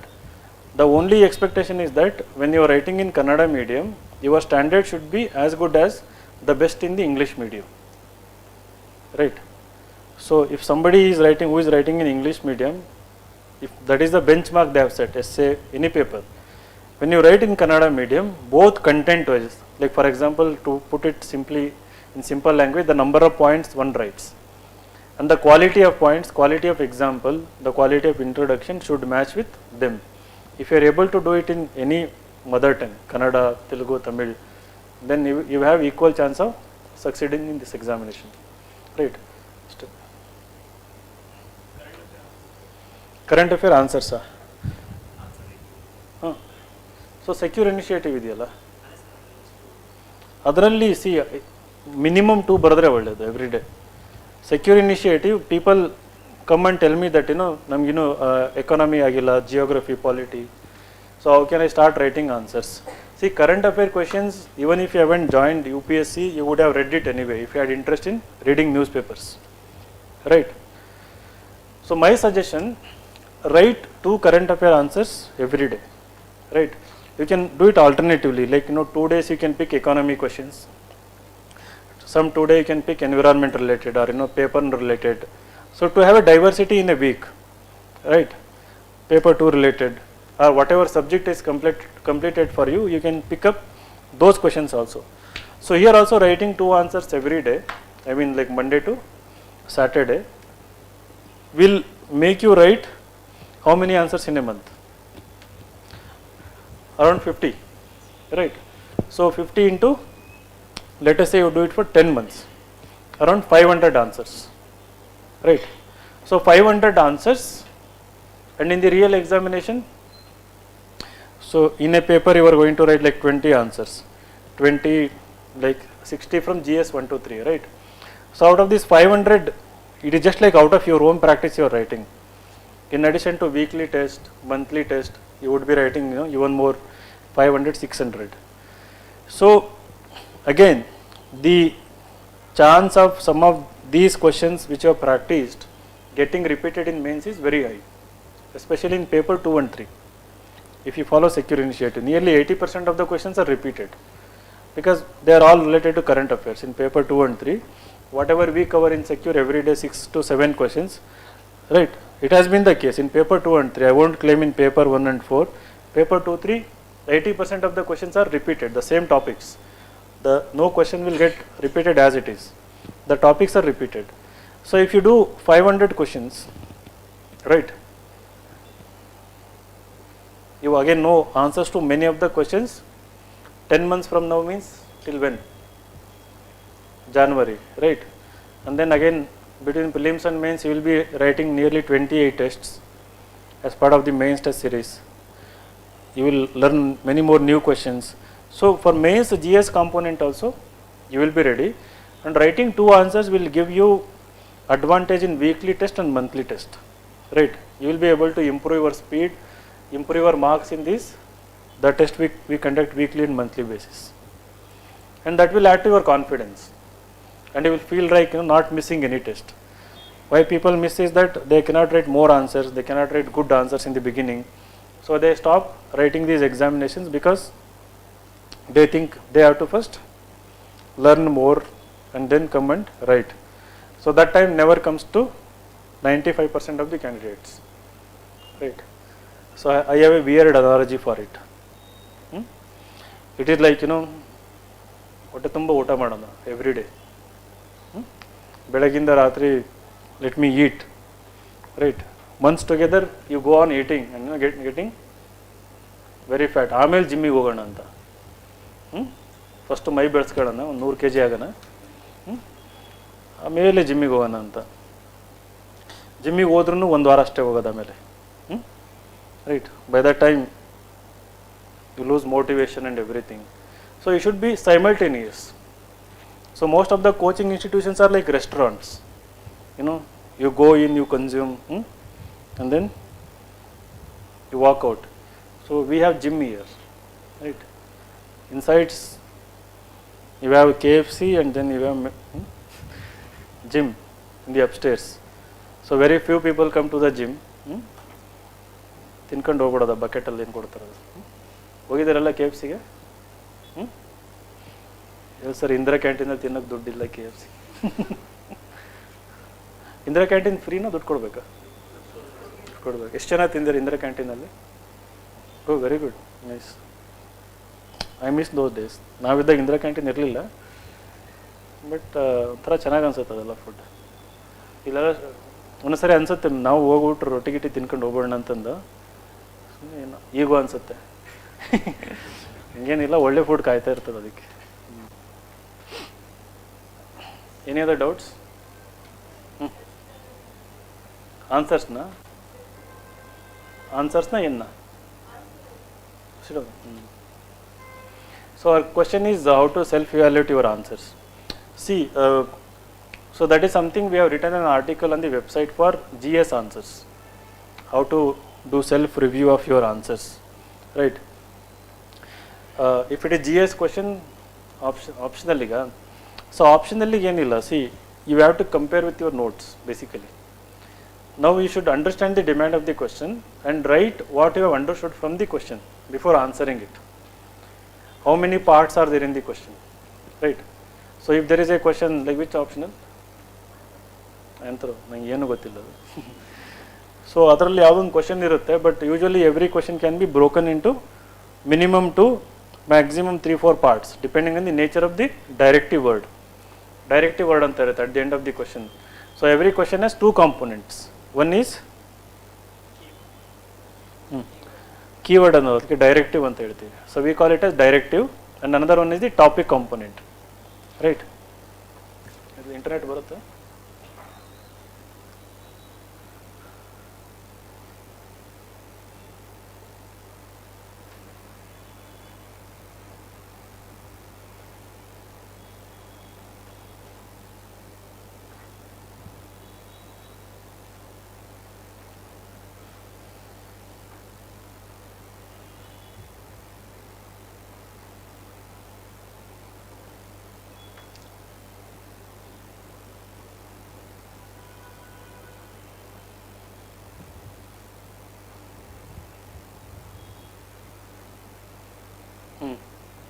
So this is like I am just giving example, okay.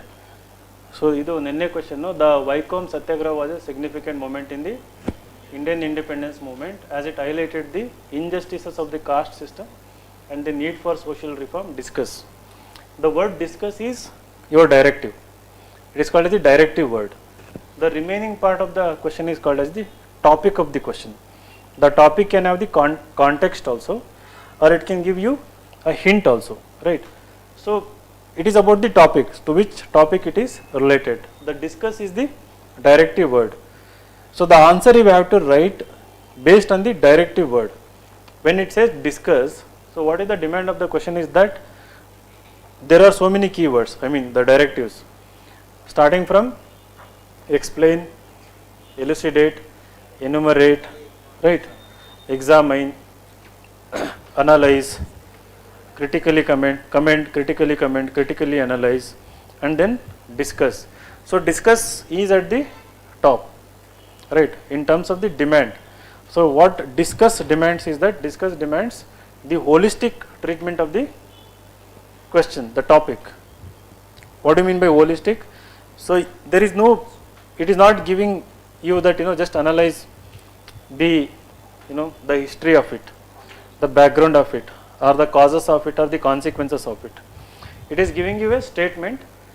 Within the statement there is a topic, injustices of the caste system and the need for the social reform. It says that that movement actually highlighted need for social reform by highlighting the injustices in the of the caste system. So that is the topic. So that is the hint given, right. So now you have to build answer based on the particular hint. So when the discuss word is given, you have to talk about how it highlighted the injustices of the caste system. So the how part is not explicitly asked in the question, right. So here you have to examine, you know, analyze how it highlighted, you know, through what kind of initiatives, through what kind of movements within the movement, in the Vaikom movement, what kind of actions, and who are the personality, right. A little bit background about the philosophy also, like why this movement and the people part of this movement were focused on this. They could have been concerned about, you know, other child marriage or another issue, right.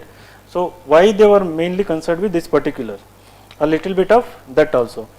And then need for social reform, like what kind of social reform, did they come up with any particular action plan, solutions that to fight the injustice of the caste system? Did they recommend reservation? Did they recommend, you know, like, you know, kind of reverse boycott, something, whatever it is, I am just hypothetically speaking here. So you have many parts here. One, you have to give little background about the people and, you know, who, their philosophy, the first part.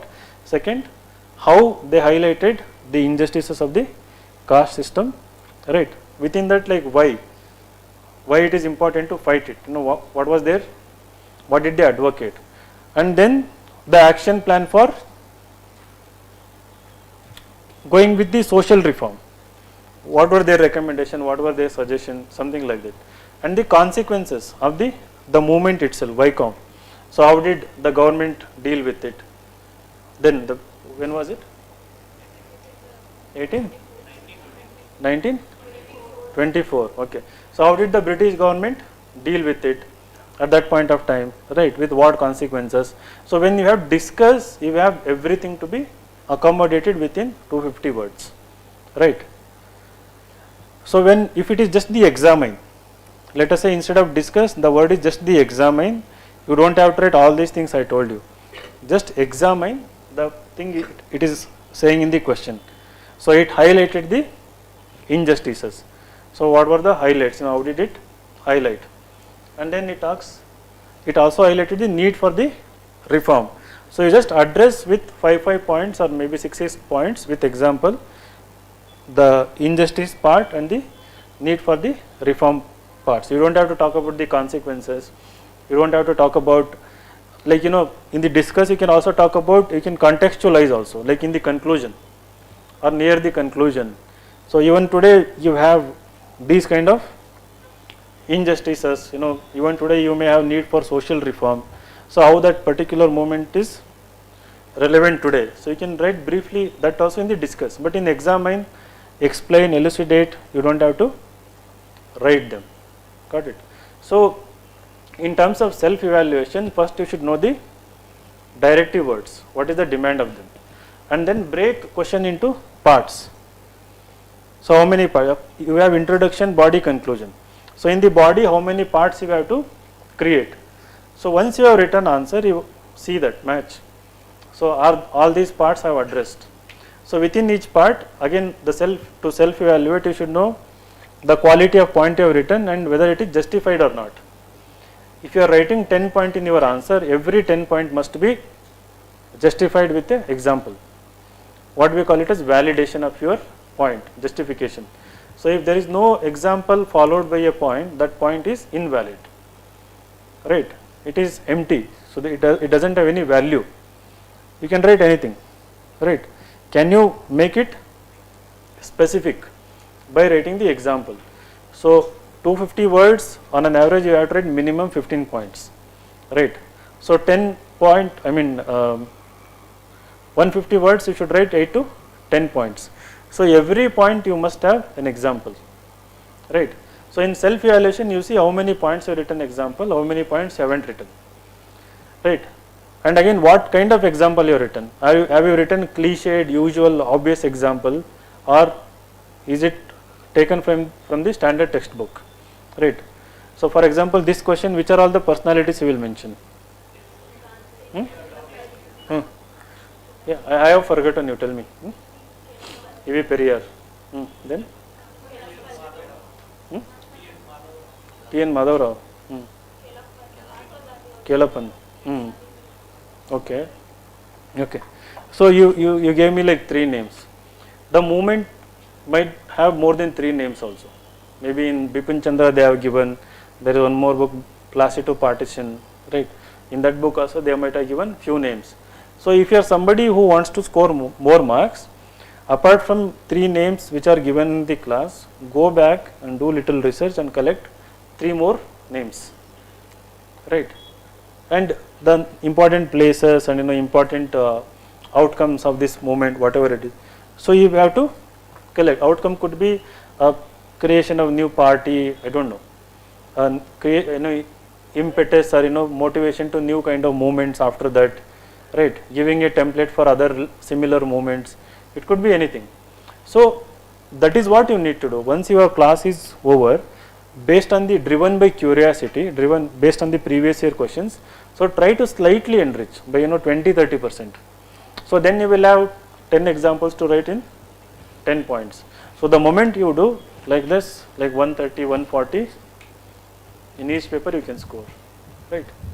So self-evaluation should be is objective exercise. It is not subjective, right? And introduction, conclusion, you should always write bit analytical. You should not just merely write a report, fact, or repeat the question, right? So you should be bit analytical. What do you mean by analytical? So the 1 line or 2 line in your introduction should tell me what to expect from the entire answer, right? You should give me a hint how deep your answer is going to be. If it is just a line, this particular moment was started in 1924, by XYZ people, and it had a great impact. Like it's a very simplistic introduction. Can you go beyond that, right? So what is the central topic in the question? Hmm. Hmm. Hmm.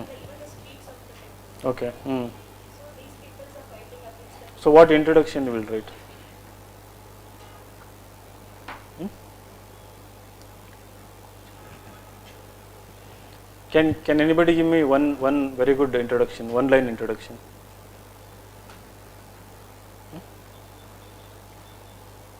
So the introduction is like broad. The one line you write will sound like an essay topic.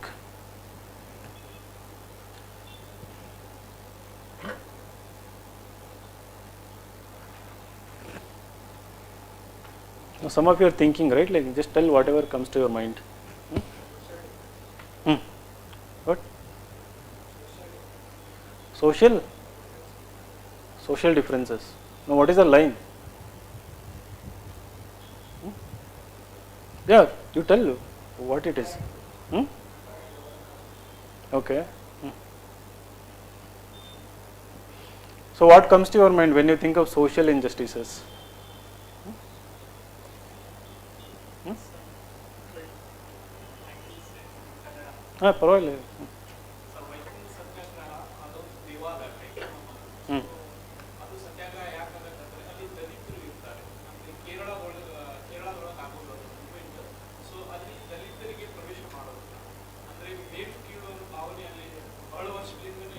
Hmm.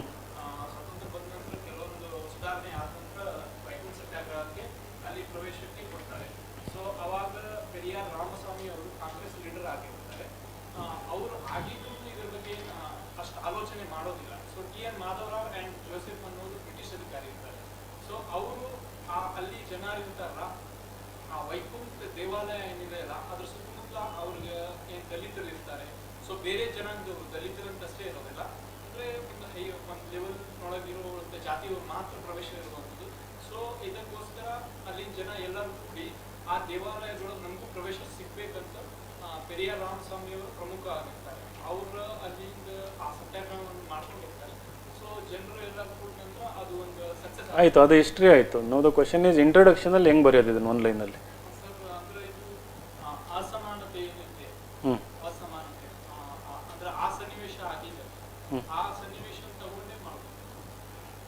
ಯಾರಾದ್ರೂ ಬರೋದು ಹೇಳ್ತೀರಾ ಹೋಗ್ಲಿ ಒಂದು line? I'll give you 2 minutes.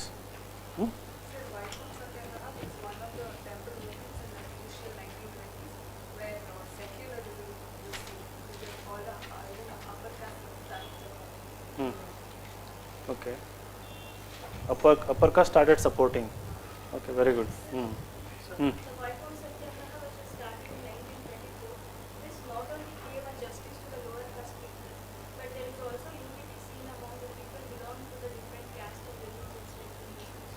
Hmm.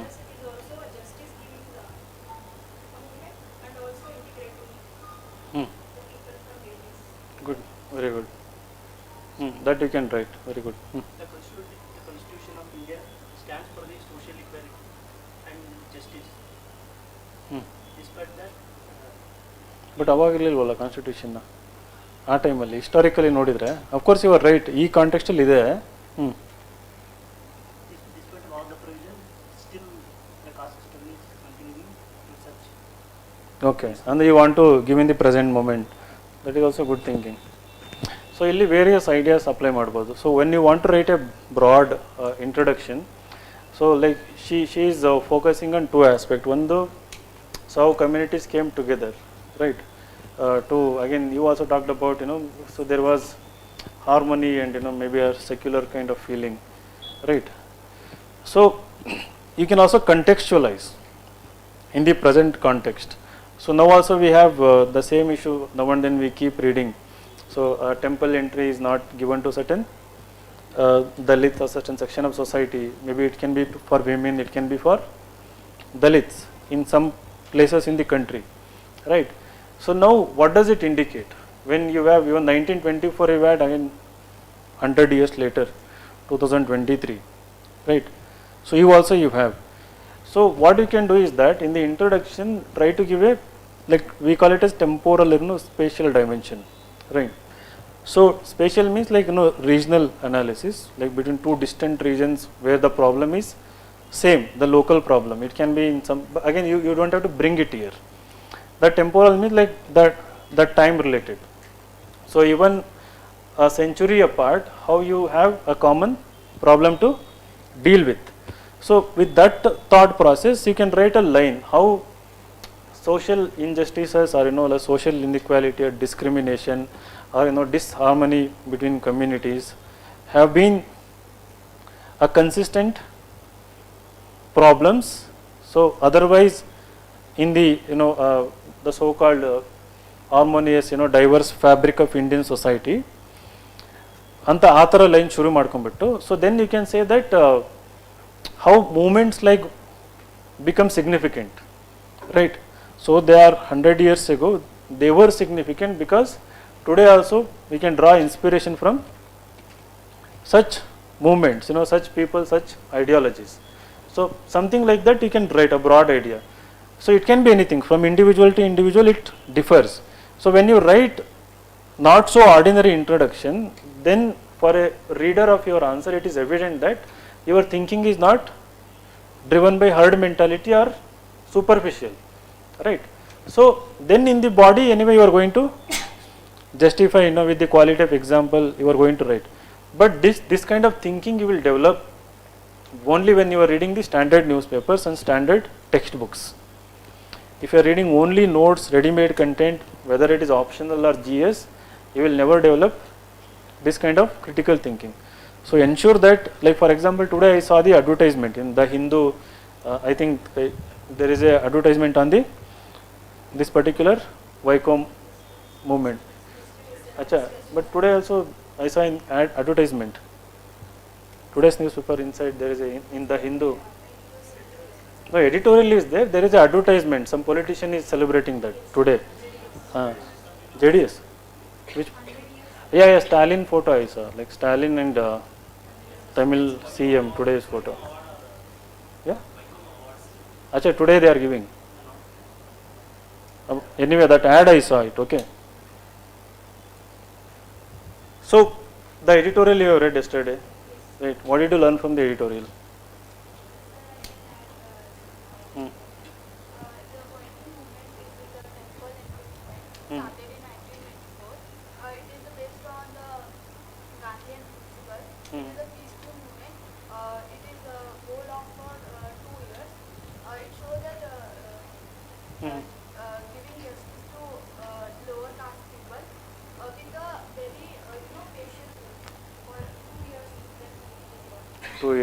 Okay. Good. So these names Vaikom Muhammad Bashir, Vaikom Vijayalakshmi, Vikatappan, the editor to the Vaikom. See, in the very first line itself you have two different names. Did anyone make note of them? I mean, in your answer you can write them. Maybe in some part, I don't know. You can just Google about them. Whether they were historical person or the present people, I don't know about them, right? If you think that they can add value to your answer, you can write. So in editorials, make notes of these kind of stuff. You have modern history chapter on this, right? Now we have in editorial, you have certain extra dimensions you are getting, maybe examples, maybe certain arguments. Definitely in the last paragraph of editorial, there will be the editorial insight. They would have told something about about this particular. You can write down those lines in your notes. So whenever there is a question, you add them, right? So this is one consistent problem I am seeing in many of the students. What they do is that they are not able to repeat what they have learnt or what they actually know. In interview also it happens, in mains answer also it happens. It is there in your head, it is there in your notebook, notes it is there, but showing that in the answer. So in the beginning when I used to make people write answers, I used to tell them anything that is there in your notes, when you are writing answer, if the topic is getting repeated, have a target of repeating minimum 80% of that content as it is from your notes. when you are writing, like 10 points you have written in your notes, the same question has come, minimum 8 points as it is. That is the ambition. So when you start doing that in your answers, even if you do 60%, 70%, the average is 30 to 40%. What people repeat as it is from what they know is, it is less than 40%, like mostly it is around 30%, right? That is how people actually remember.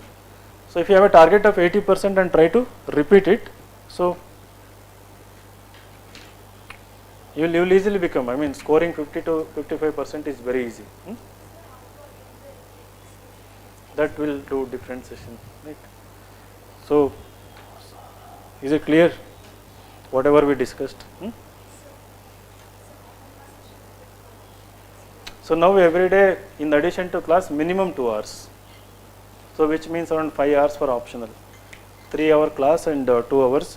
So give, even if it is 6 hours, 5 hours, have a target of completing your optional first. Second priority, being good with the subjects that is taught in the class. Whichever subject that is going on, you have to be good with that particular subject. So these two must be your priorities right now, right? So within the subject you can write 1 or 2 answers, or optional you should give the priority. So once optional is done, the huge burden is taken away from you, taken off from you, right? So those who are ambitious can get extra time. You have actually extra time. So as I told, 2 GS answers and at least 50 MCQs. So within 50 MCQs, if you cannot do anything, at least do daily 20 current affair questions which we are posting on the website, right? The minimum, the least you can do is that much at least every day, right? And the subject, which subject is going on? History. CSAT, okay. Before CSAT? Art and culture. So when the static subject is over, you take related previous year MCQs, okay. Just like optionally previous ಮಾಡಿದಂಗೆ, any static subject related previous questions you have, you complete them by the end of that subject. So if next geography is going to be conducted like 40 days. So in 40 days, in 10 days you can actually complete previous 20-year geography questions, right? Even if you spread across 30-40 days, daily 4-5 questions you can do. So this is how you stay ahead in the race. Previous year question is the Bible. If you have mastered it, if you have perfected every aspect of previous year question, then it's easy to crack this exam, very easy to crack, right? So nimge ಹೇಳಿದ್ದೆ orientation ಅಲ್ಲಿ you should have previous year questions set, syllabus, ಎಲ್ಲೇ ಹೋದ್ರು wherever you sit, keep looking at the previous year questions.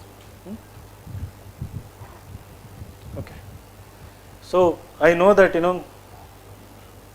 when it comes to optional, you would have expected concluding remarks. Like I cannot say everybody go and join political science. I cannot say everybody go and join anthropology. At the end of the day, you have to take the decision. So what I have given is the clarity. If I have to sum up, so there are around 6 optional which are doing good. Other optionals, if you have done well in the graduation. Secondly, no optional doesn't have innate advantage anymore. You have to create that advantage by yourself, by doing extra hard work within the optional. Third, if it is saving more time for you, go with that optional subject, right? Don't worry about. So for example, in my first attempt in 2006, somebody had recommended don't to take chemistry, go with Kannada literature. I had taken chemistry and geography. We had to take 2 optional. So I was doing masters in chemistry, which I left in between, but I had this arrogance. So I am good with chemistry, I'll go with chemistry, right? Somebody told, I still remember a situation. So I was doing this in Glan Bharat, in this Bangalore University. Bus stop, we were waiting, our college was in Central College. So we were waiting for a bus in the university campus. So there was one year senior who was doing MSc. I think he had prepared for it. So I had this arrogance, I am good in the subject. I was answering all the questions in the classroom, right? So he came and told, chemistry don't go for optional, it is very difficult. I said politely, yes, but I think I will manage it, I like this subject, So first attempt I suffered, right? Because I didn't listen to someone.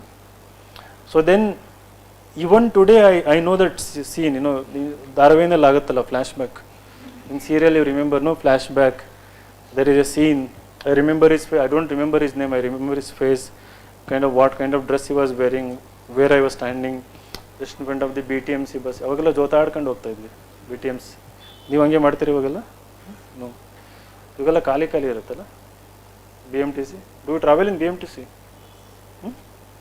Okay, that is not the point. So some decisions where you make a wrong decision, when you realize later it was a wrong decision, right, it will stay with you for long time. It is not that I am regretting or I am guilty about something, that memory is there. So I have moved on from everything.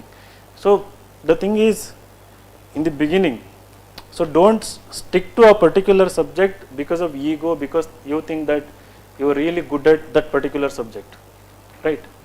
So some people come, they tell mathematics I'm really good, right?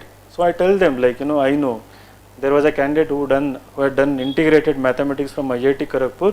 He spent 5 years mastering mathematics after 5 years of graduation, and he got IPS, he got rank also, but he took 2 attempts.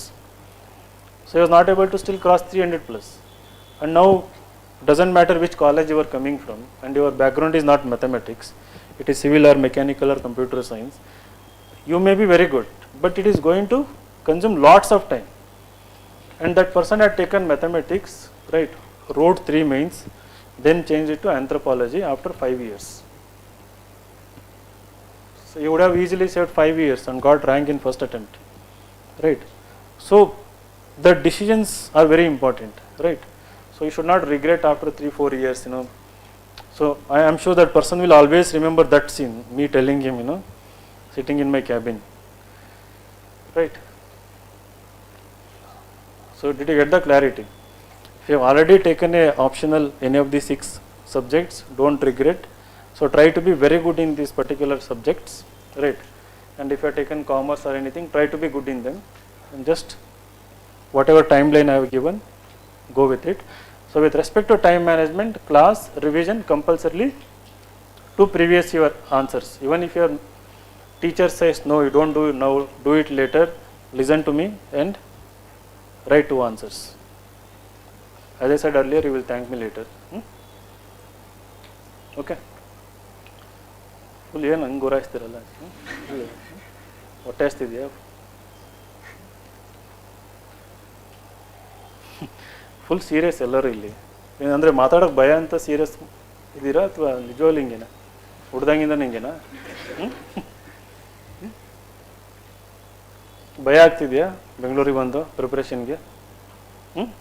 ಯಾರಿಗಾದ್ರೂ ಭಯ ಆಗ್ತಿದೆಯಾ UPSC ಅಂತಂದರೆ? ಬಚ್ಚಿಕೊಂಬಿಟ್ಟಲ್ಲಿ. So don't feel scared, just go on conquering every day. ಮಾಡಿ, ನಿಮಗೆಲ್ಲ ಏನಿದೆ ಕಳ್ಕೊಳ್ಳೋಕ್ಕೆ, age ಇದೆ, energy ಇದೆ, ಎಲ್ಲ ಇದೆ ನಿಮ್ಗೆ, like you have that energy to do it. ಒಂದೊಂದ್ಸರಿ ಜಲಸೆ ಆಗುತ್ತೆ ನಮಗೆ, ಆ ಕಡೆ ಕೂತ್ಕೊಂಡು ನಮ್ಗೆ ಯಾರು ಹಿಂಗೆ ಹೇಳಿದರೆ. ನಾವು ಓದಬೇಕಾದ್ರೆ literally we were ready to give like 18 to 20 hours time. I am not exaggerating. ನಾನು ಆ್ಯಕ್ಚುಲಿ ಓದ್ತಿದ್ದೆ, 18 ಗಂಟೆ ಓದ್ತಿದ್ದೆ, ಬಟ್ ನಾಟ್ ದೀಸ್ ಥಿಂಗ್ಸ್. ಬರೀ ನಾವೆಲ್ಲು, ಕತೆ, NCERT ಒಂದಿನ ಓದಿ. ನಮಗೇನಂತಂದರೆ UPSC ಅಂದರೆ ಇದು ದಿಸ್ ಇಸ್ ಓಷಿಯನ್, ಎಲ್ಲದ್ರ ಮೇಲೂ ನಾಲೆಡ್ಜ್ ಇರಬೇಕು ಅಂತ ಫುಲ್ಲು ರೂಮ್ ತುಂಬ ಎಲ್ಲ ಬುಕ್ಸ್ ಗುಡ್ಡೆ ಹಾಕೊಂಬಿಟ್ಟು ಅದನ್ನು ಓದಿದೆ, ಇದನ್ನು ಓದಿದೆ, ಬರೀ ಇದೇ ಕೆಲಸ ಮಾಡಿದ್ದು. ಬರೀ ಓದೋ ಬುಕ್ಸ್ ಓದ್ಬಿಟ್ಟಿದ್ರೆ ಸೊ ನಾವು ಪಾಸಾಗಿ ಹೋಗ್ತಾ ಇದ್ವಿ, ರೈಟ್? ಸೊ ಸಮ್ವೇರ್ ಯಾವುದೋ ಜಿಲ್ಲೆನಲ್ಲಿ ಯಾವುದೋ ಸ್ಟೇಟಲ್ಲಿ ನಾವು DC ಏನೋ ಆಗಿ ಇಷ್ಟೊತ್ತಿಗೆ ಇರ್ತಿದ್ವಿ, right? Which is very bad. So will power ಅನ್ನೋದೇನೆ, you have capacity actually. I want tell do 18 hours, 12 hours consistent ಆಗಿ next 10 months, 12 hours, 5 to 6 hours in the class, remaining 6 hours wisely apply. 2 hours for writing answers, right? 3 hours for reading, revising the subjects, both static and this thing. 1 hour for current affair and quiz, right? So if you do it consistently every day, and then you have Sunday, any pending things. And again, one important tip, I will just end this session. You cannot complete 100% in this examination of anything, everything, like subject irbode, CSAT irbode, anything, try to be honest and try to be perfect with 60%. For example, you have set a weekly target, like say I said 50 question every day, 60% of it. I said 2 answer every day, 60% of it in a week. If you achieve even the 60% consistently, I am 100% sure it is just a one-time attempt, one-time journey. So, all the best. ಎಲ್ಲರಿಗೂ ಒಳ್ಳೆಯದಾಗಲಿ. ಮುಂದೊಂದು ದಿನ ಯಾವ ಥರ ಸಿಗೋಣಂತೆ. Mostly I want you to come with your essays and answers. ಯಾರು ಹೇಳ್ತಾರೆ ಹಿಂಗೆ ನಿಂತ್ಕೊಂಡ್ಬಿಟ್ಟು ಲೈಕ್ ಎಸ್ಕೇಪ್ ಆಗಿ ವೇಟ್ ಮಾಡ್ತಾ ಇರ್ತಾರೆ, right? So I keep telling because we want you to succeed. ತೊಗೊಂಬನ್ನಿ. ನೆಕ್ಸ್ಟ್ ನಾನು April I think May 1st I will be very free, more free. ಅಲ್ಲಿ ತನಕ ಮಾಕ್ ಇಂಟರ್ವ್ಯೂಸ್ ಅದೆಲ್ಲ ಇರುತ್ತೆ. ಸೊ May 1ರಿಂದ at least 20 days I will be in the institution here in Bangalore regularly. ಬೆಳಗ್ಗೆಯಿಂದ at least 11 to 4 to 5 PM I will be here. So bring your essays, bring your answers, any general guidance, right? So there is absolutely no discrimination, no temple entry issues, right? So all are welcome all the time, more number of times. Weekly 2 sari bandru bejaragalla. I mean, this is for you. I feel happy, when somebody starts from a scratch and how their journey goes on getting matured and how it transforms. So that is the excitement I get. Somebody cannot write even 1 page, 2 page essay, and in the end they start scoring 130, 140. So adonthara maja kodutte, right? So rags to riches is something that I really like. Anybody who feels they are failing, anybody who feels that they are facing setbacks, so helping them cross that phase and become successful. So that is the thrill in life. Already ಎಲ್ಲ ಇರೋರಿಗೆ ಹೇಳ್ಕೊಟ್ಟು ಅದು ಮಜಾ ಬರಲ್ಲ, right? So that is why you people should come in more and more numbers. Everybody is capable, everybody can crack this exam. It is how you take this, how you move forward. Entirely depends on you. Okay, thank you.